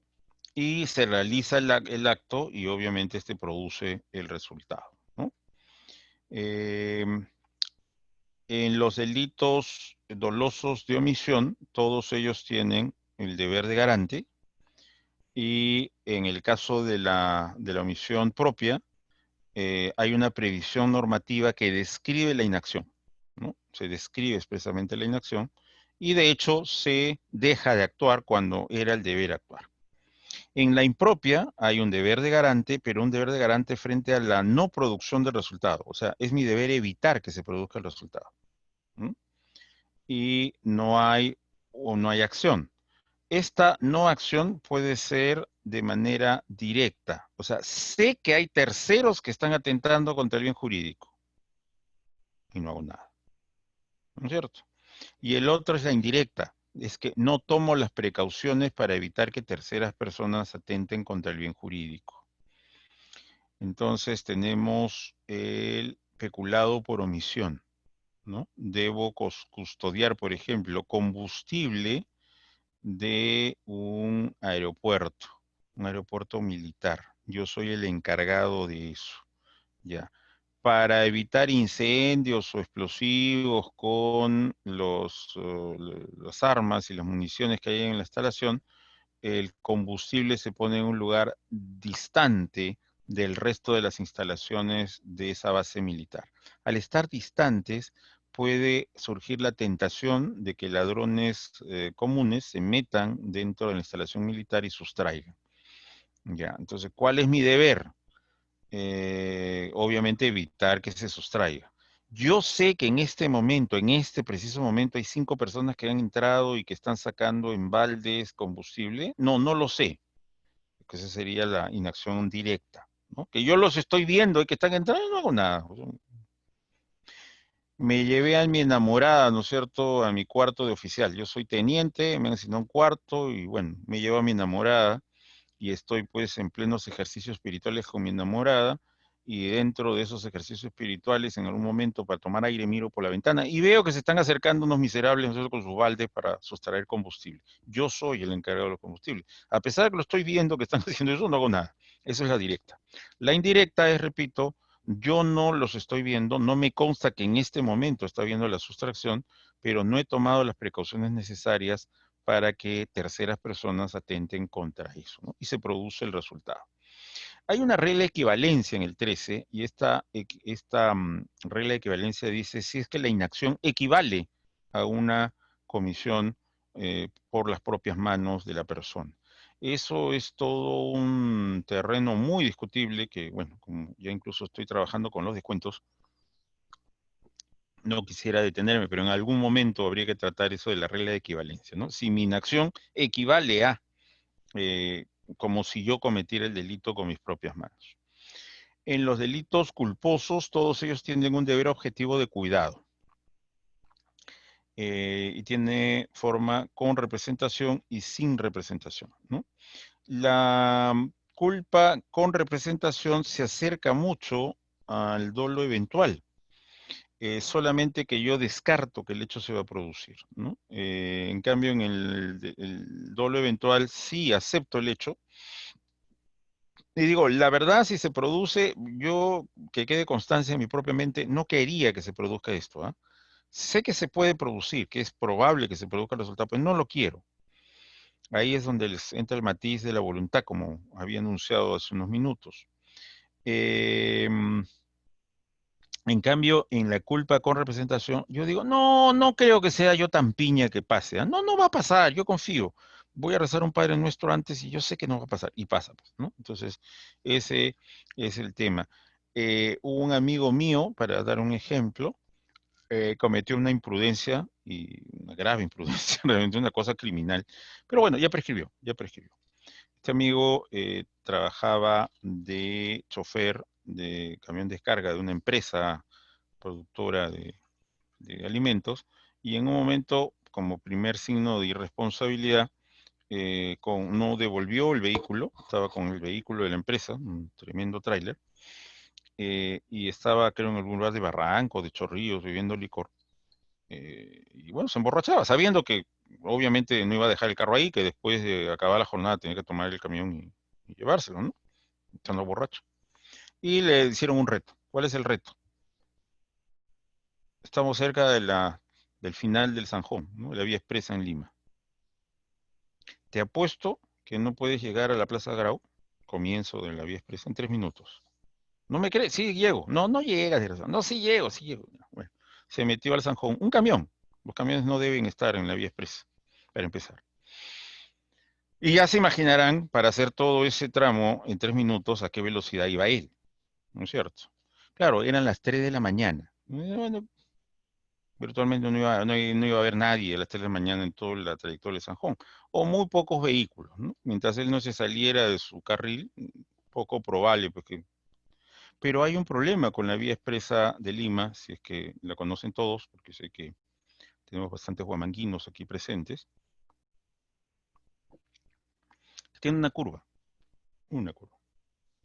Y esa curva se da a la altura de la avenida Javier Prado. Ahí hay un ligero, ¿no? Si uno va desde el sur de Lima hacia el norte, hay una ligera desviación hacia la izquierda. Entonces no es recta la vía expresa en todo, sino que tiene esa curva. Entonces, claro, no va a pasar nada en tanto que es 3 de la mañana, mientras él se siga en su carril, ¿no es cierto? Va a tener, digamos, todo libre para hacer esta maniobra. Pero, ¿qué pasa si justo después de la curva a alguien se le malogró el vehículo y ha quedado aparcado ahí? Justo ahí, ¿eh? O sea, el colmo de la mala suerte. O sea, pasando la curva, a pocos metros de la curva. Entonces, si eso ha sucedido, ¿no? Si a alguien se le malogró el carro justo ahí y se ha quedado botado justo ahí, claro, si este señor va pues a 120 kilómetros por hora a velocidad uniformemente acelerada con un tremendo tráiler que tiene un enorme peso y por lo tanto el impacto pues es brutalmente destructivo. Bueno, por supuesto que va a ser no solo por el vehículo, sino todas las personas que estén en el vehículo van a morir, pero en una. Entonces, claro, dolo eventual. Que se frieguen por idiotas, ¿no? Si es que hay alguien ahí, que no lo sé, ya, pues si hay alguien ahí, que se mueran por idiotas. Me meto y hago la carrera. Culpa con representación. No, no creo que sea tan piña. Tendría que ser bien piña para que justo ahí en la curva, o sea, justo en el único lugar donde no los puedo ver, ya, que justo ahí estén. No, no creo ser tan piña. Así que ya me atono, ya. Bueno, entonces la diferencia entre una cosa y otra es la diferencia entre el dolo eventual y el homicidio culposo, ¿no es cierto? Ahora, ¿cómo sabemos cuándo estamos en una o en otra? Bueno, menuda pregunta. La culpa sin representación, no hay una conciencia de la probabilidad de que se produzca el resultado típico. Eso no pasa por la mente de la persona. Ejemplo, estoy reparando las instalaciones eléctricas de la casa. Tengo a una hermana, la hermana mía tiene niños pequeños, 2 niños pequeños. Mi hermana ha salido a pasear con mis sobrinitos. Yo estoy destapando, nosotros los toma corriente porque hay que hacer algunos cambios, etcétera, y bueno, los saco. Y en eso me llama mi tío Arturo. Y mi tío Arturo me dice, oye, urgente, urgente, urgente, ahorita, ahorita. Sí, sube por favor a mi cuarto en el segundo piso, prende la computadora y mándame así ahorita el documento PDF llamado tal, porque estoy por cerrar un contrato y es muy importante tener eso cuenta ahorita porque si no se me va el negocio. Ya. Entonces, ¿qué hago? Simplemente dejo todo ahí, ¿no es cierto? Que todavía estaba ahí pelando los cables y, ¿no? Etcétera. Lo dejo todo ahí y me voy en efecto, a hacer lo que me ha pedido mi tío Arturo, ¿no? Prendo la computadora, entro al director que él me dice, veo cuál es el documento, abro mi correo y se lo mando, ¿no es cierto? Ya, justo en ese lapso entra mi hermana con mis sobrinos. Justo en ese momento. Entonces, ¿qué hace ella? Hace lo que hace siempre. Nos abre la puerta, hace que sus niños pasen, cierra la puerta y se va a la cocina a lavarse las manos. ¿No es cierto? Porque va a servirles un lonchecito a las criaturas. Ya. Los niños que tienen 2 o 3 añitos siempre se quedan jugando en la sala, esperando que su mamá los llame a tomar lonche. y ven todas las instalaciones eléctricas, los cables pelados ahí, ¿no es cierto? Y les da curiosidad, pues se acercan y tocan a ver qué hay, ¿no es cierto? Ya, uno de los sobrinos queda gravemente, ¿no? Impactado, traumatizado, y el otro muere. Ya está, ¿no es cierto? Me imaginé en algún momento que justo iban a venir mis sobrinos y justo iban a ver los cables pelados y iban a tocarlos, ¿no es cierto? No, ni siquiera se me pasó por la mente. O sea, simplemente recibí la llamada de mi tío Arturo y como me dijo que era urgente, bueno, pues dejé todo, ya pues. Pero es un acto de descuido, ¿no? Si yo sé que hay menores de edad que viven en esa casa conmigo, que no están ahí, pero pueden regresar, pues es imprudente que yo deje pues estas instalaciones eléctricas así, de esa manera, ¿no es cierto? Entonces, ese es sin representación. Ya para acabar, porque ya nos fuimos un poquito a la hora, pero quería acabar de acabar, ¿no? No quería quedar interrupto, me disculparán ustedes. Breve explicación, ¿no? Que es un tema de las formas de la culpa, ¿no? Que son la imprudencia, la negligencia y la impericia. La imprudencia tiene que estar dada por máximas de experiencia. Las máximas experiencias nos dicen que esta conducta no debe ser realizada para no incrementar el riesgo permitido. Entonces, la imprudencia es que a pesar de que las circunstancias, por máximas experiencias, me dicen no debes hacer eso, yo lo hago. Entonces, por ejemplo, un niño pequeño en un tobogán muy inclinado. Debo dejar que este niño pequeño, pues es mi hijo, mi sobrino, vaya solo por este tobogán muy inclinado. Bueno, más de una experiencia me dicen, no, pues justo porque es un niño pequeño y justo porque eso está en un ángulo muy, muy pronunciado, no debería, ¿no? O sea, si te vas a lanzar, lánzate tú con el niño sosteniéndolo, ¿no? De tal manera que tú puedas siempre garantizar que el niño no salga tirado por alguno de los bordes o cosas por el estilo. Ya, pasa eso, pues, ¿no es cierto? Justo había un pequeño bache en el, ¿no? En el terraplén, el niño, el cuerpecito del niño tropieza con eso, el niño sale disparado, bueno, y cae, pues, y muere, ¿no es cierto? Eso es imprudencia. No debiste dejar que el niño saltara en esas circunstancias. La negligencia es el deber de realizar actos positivos tendientes a conjurar el peligro y no realizo dichos actos y se produce el resultado. Soy el auxiliar de enfermería encargado de esterilizar material quirúrgico. Estoy trabajando con un set de operación para apendicitis y lo que estoy haciendo ese proceso. Y el tema es que recibo una llamada urgente. Entonces dejo el set allí, en el lugar destinado en el hospital para la esterilización de los equipos, atiendo eso que me pidieron urgentemente hacer, regreso y veo el set allí. Y ya no me acuerdo si es que lo esterilicé o no. Y bueno, como quiero evitar la fatiga, como ya es tarde, me están esperando mi enamorada, vamos a ir al cine. Ah, demonio. Entonces empaqueto el set como si ya lo hubiera esterilizado, a pesar de que no he verificado si realmente lo esterilicé o no, ¿no? Ese es el deber de realizar actos positivos tendientes a jugar el peligro. No realizo ese acto de verificar si está esterilizado o volverlo a esterilizar.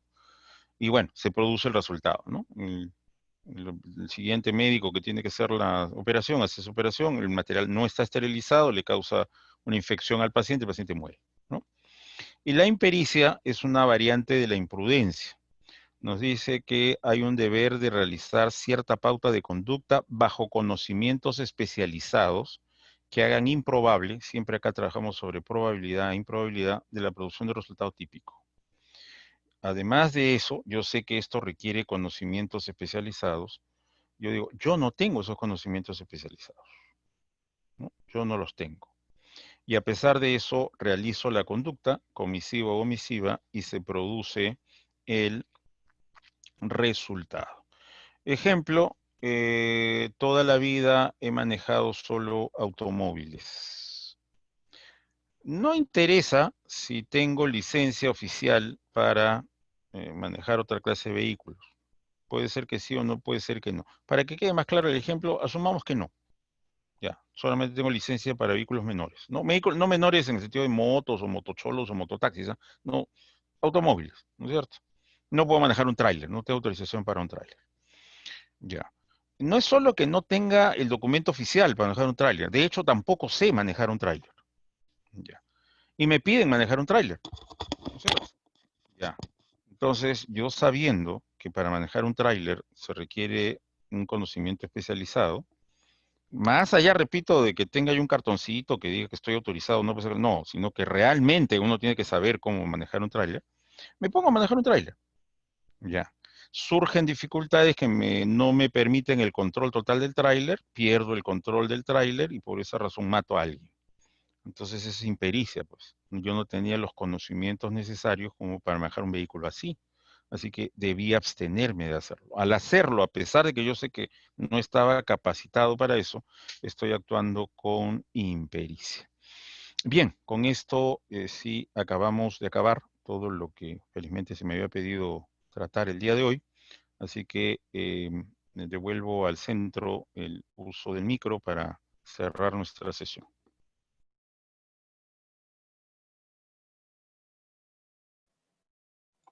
Sí, doctor, muchas gracias. Usted me indicaría si se puede responder tal vez Sí, una sí, encantado. Si es que pregunta. no queremos irnos a tomar lonche, perfecto, no tengo ningún problema. Claro, responderíamos solo dos preguntas ya que tenemos una conferencia después de esta. Uy, qué miedo. Ya, Y a ver. los participantes que deseen hacer una pregunta, por favor pueden levantar la mano.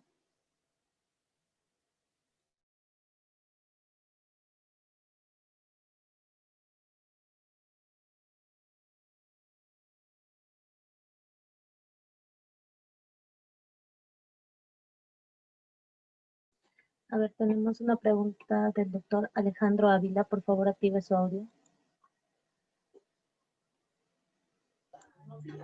Doctor Chinchay, buenas noches. Buenas noches, ¿qué tal? ¿Cómo ¿Cómo estamos? está? Doctor, una pregunta respecto a la categoría estas de diputación en cuanto a determinar si es partícipe o autor.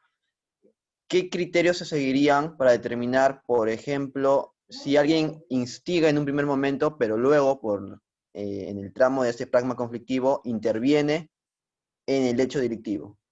De tal manera de que es un instigador, pero durante el pragma conflictivo se convierte también en un partícipe, a nivel de como cómplice. ¿Podría darse Bueno, este supuesto y cómo podríamos, en todo sí, caso, sí. aclararlo? Bueno, Gracias. hagamos una primera precisión. La primera precisión es que no hay diferencia, salvo en el cómplice secundario, ¿no es cierto? Que es el único que tiene una pena más pequeña que el resto de los intervinientes, ¿no? Yo al genérico yo lo llamo interviniente. Y ese interviniente puede ser autor o puede ser partícipe, ¿no? Entonces, no hay ninguna diferencia práctica, o sea, quiero decir en la consecuencia, no es que sea lo mismo, no es lo mismo, ¿no? No es lo mismo ser instigador que ser cómplice, por supuesto que no, sino me refiero a que la consecuencia no va a variar, ¿no es cierto? Tengo la misma pena del autor y solamente el supuesto está que yo sea cómplice secundario, ¿no? Ahí sí varía porque dice que la pena se disminuye. Bien, entonces, ante todo, no hay una afectación de ningún principio de legalidad, no hay tampoco vulneración de derechos del procesado porque se le imputen esas categorías a la vez. Lo que sucede es que no debemos confundir el imputar varias de estas características por un mismo hecho, por un mismo acto, ¿no es cierto? Entonces, eso sí sería torpe, que un mismo acto dentro del iter criminis, un mismo acto reciba, en ese acto, ese mismo acto, fue instigador y fue cómplice secundario. No, pues, papá, o sea, en ese acto, o fue cómplice o fue instigador, ¿no? Entonces, por ejemplo, ¿no? Necesitamos plata, vamos a robar. Ya. ¿Qué tal si robamos el banco de crédito? Y yo digo, no, un banco de crédito siempre está recontra protegido.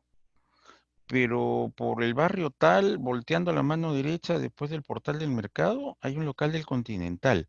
Ese local, como está cerca del mercado, tiene un montón de plata y casi no hay nadie. Por ahí no pasan patrulleros. Ah, mira, qué buena idea, desgraciado. Ya pues, bacán, ¿no es cierto? Ya, ese Banco Continental que está cerca, ¿no es cierto?, del portal del mercado. Ahí lo vamos a saltar. Ya, muy bien. Y no solamente yo digo eso, ¿no es cierto?, sino que además presto mi vehículo para que con mi vehículo se haga el robo. No participo en el robo, o sea, no intervengo en el robo, no voy a robar, pero doy mi vehículo. Ya, entonces, claro, no hay absolutamente ningún problema para decir, por el primer hecho, sugerir que sea el Banco Continental, eres instigador. Estoy poniendo un supuesto, no estoy diciendo que necesariamente esa sea la calificación jurídico-penal que haya que dar a esta sugerencia, solamente es un ejemplo. Sé que calificar esto como instigación puede recibir cuestionamientos, lo sé, simplemente es un ejemplo, nada más. Y por haber dado tu vehículo eres cómplice. No hay ningún problema. Lo idiota sería que por dar el vehículo, ese dar el vehículo sea a la vez complicidad e instigación, ¿no? O coautoría y complicidad, ¿no? Pues papá. O sea, dar el vehículo o es instigación, o es autoría, o es complicidad. Pues no puede ser las tres cosas, ni puede ser dos de estas cosas, ¿no es cierto? Entonces, no hay absolutamente ningún problema y obviamente lo único que se requiere es calificar por separado, ¿no? Por haber hecho tal cosa es instigador, por haber hecho tal cosa es cómplice secundario, por haber hecho tal otra cosa es cómplice primario, etcétera, ¿no?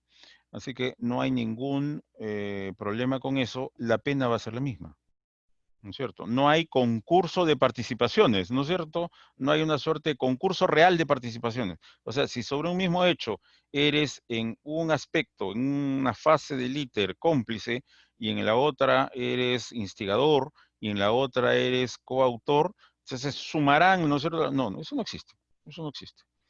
Entonces, en todos los casos estoy interviniendo en un solo acto, en robo, ¿no? Estoy haciendo aportes distintos por un solo acto, el robo. Y repito, no hay ahí ningún concurso, ningún agravamiento. Se me dará la misma pena que merezco como autor, ¿no es cierto? Y el único supuesto es que solo, únicamente, intervenga como cómplice secundario, en cuyo caso se me tiene que bajar la pena. Pero supongamos, intervine como cómplice secundario y como instigador.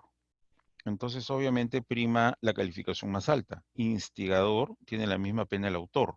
Entonces ya mi derecho a una pena rebajada por cómplice se ve neutralizada, pero no porque no me van a aplicar la rebaja por cómplice secundario, es porque sí me van a aplicar la pena del instigador, y la pena del instigador es la misma pena del autor, ¿no? Entonces, bajo esa perspectiva, no hay problema alguno con imputar varias participaciones, siempre y cuando se distinga que se refiere a hechos distintos, ¿no? Hechos diferentes. ¿Cuál sería la siguiente pregunta? No tenemos más preguntas. No tenemos más preguntas. Muy bien. Entonces, yo agradezco una vez más, ¿no es cierto?, que me hayan honrado con esta invitación y espero que haya una próxima ocasión en que podamos compartir juntos en estas sesiones académicas. Entonces, muchas gracias y buenas noches. Muchas gracias a usted también, doctor.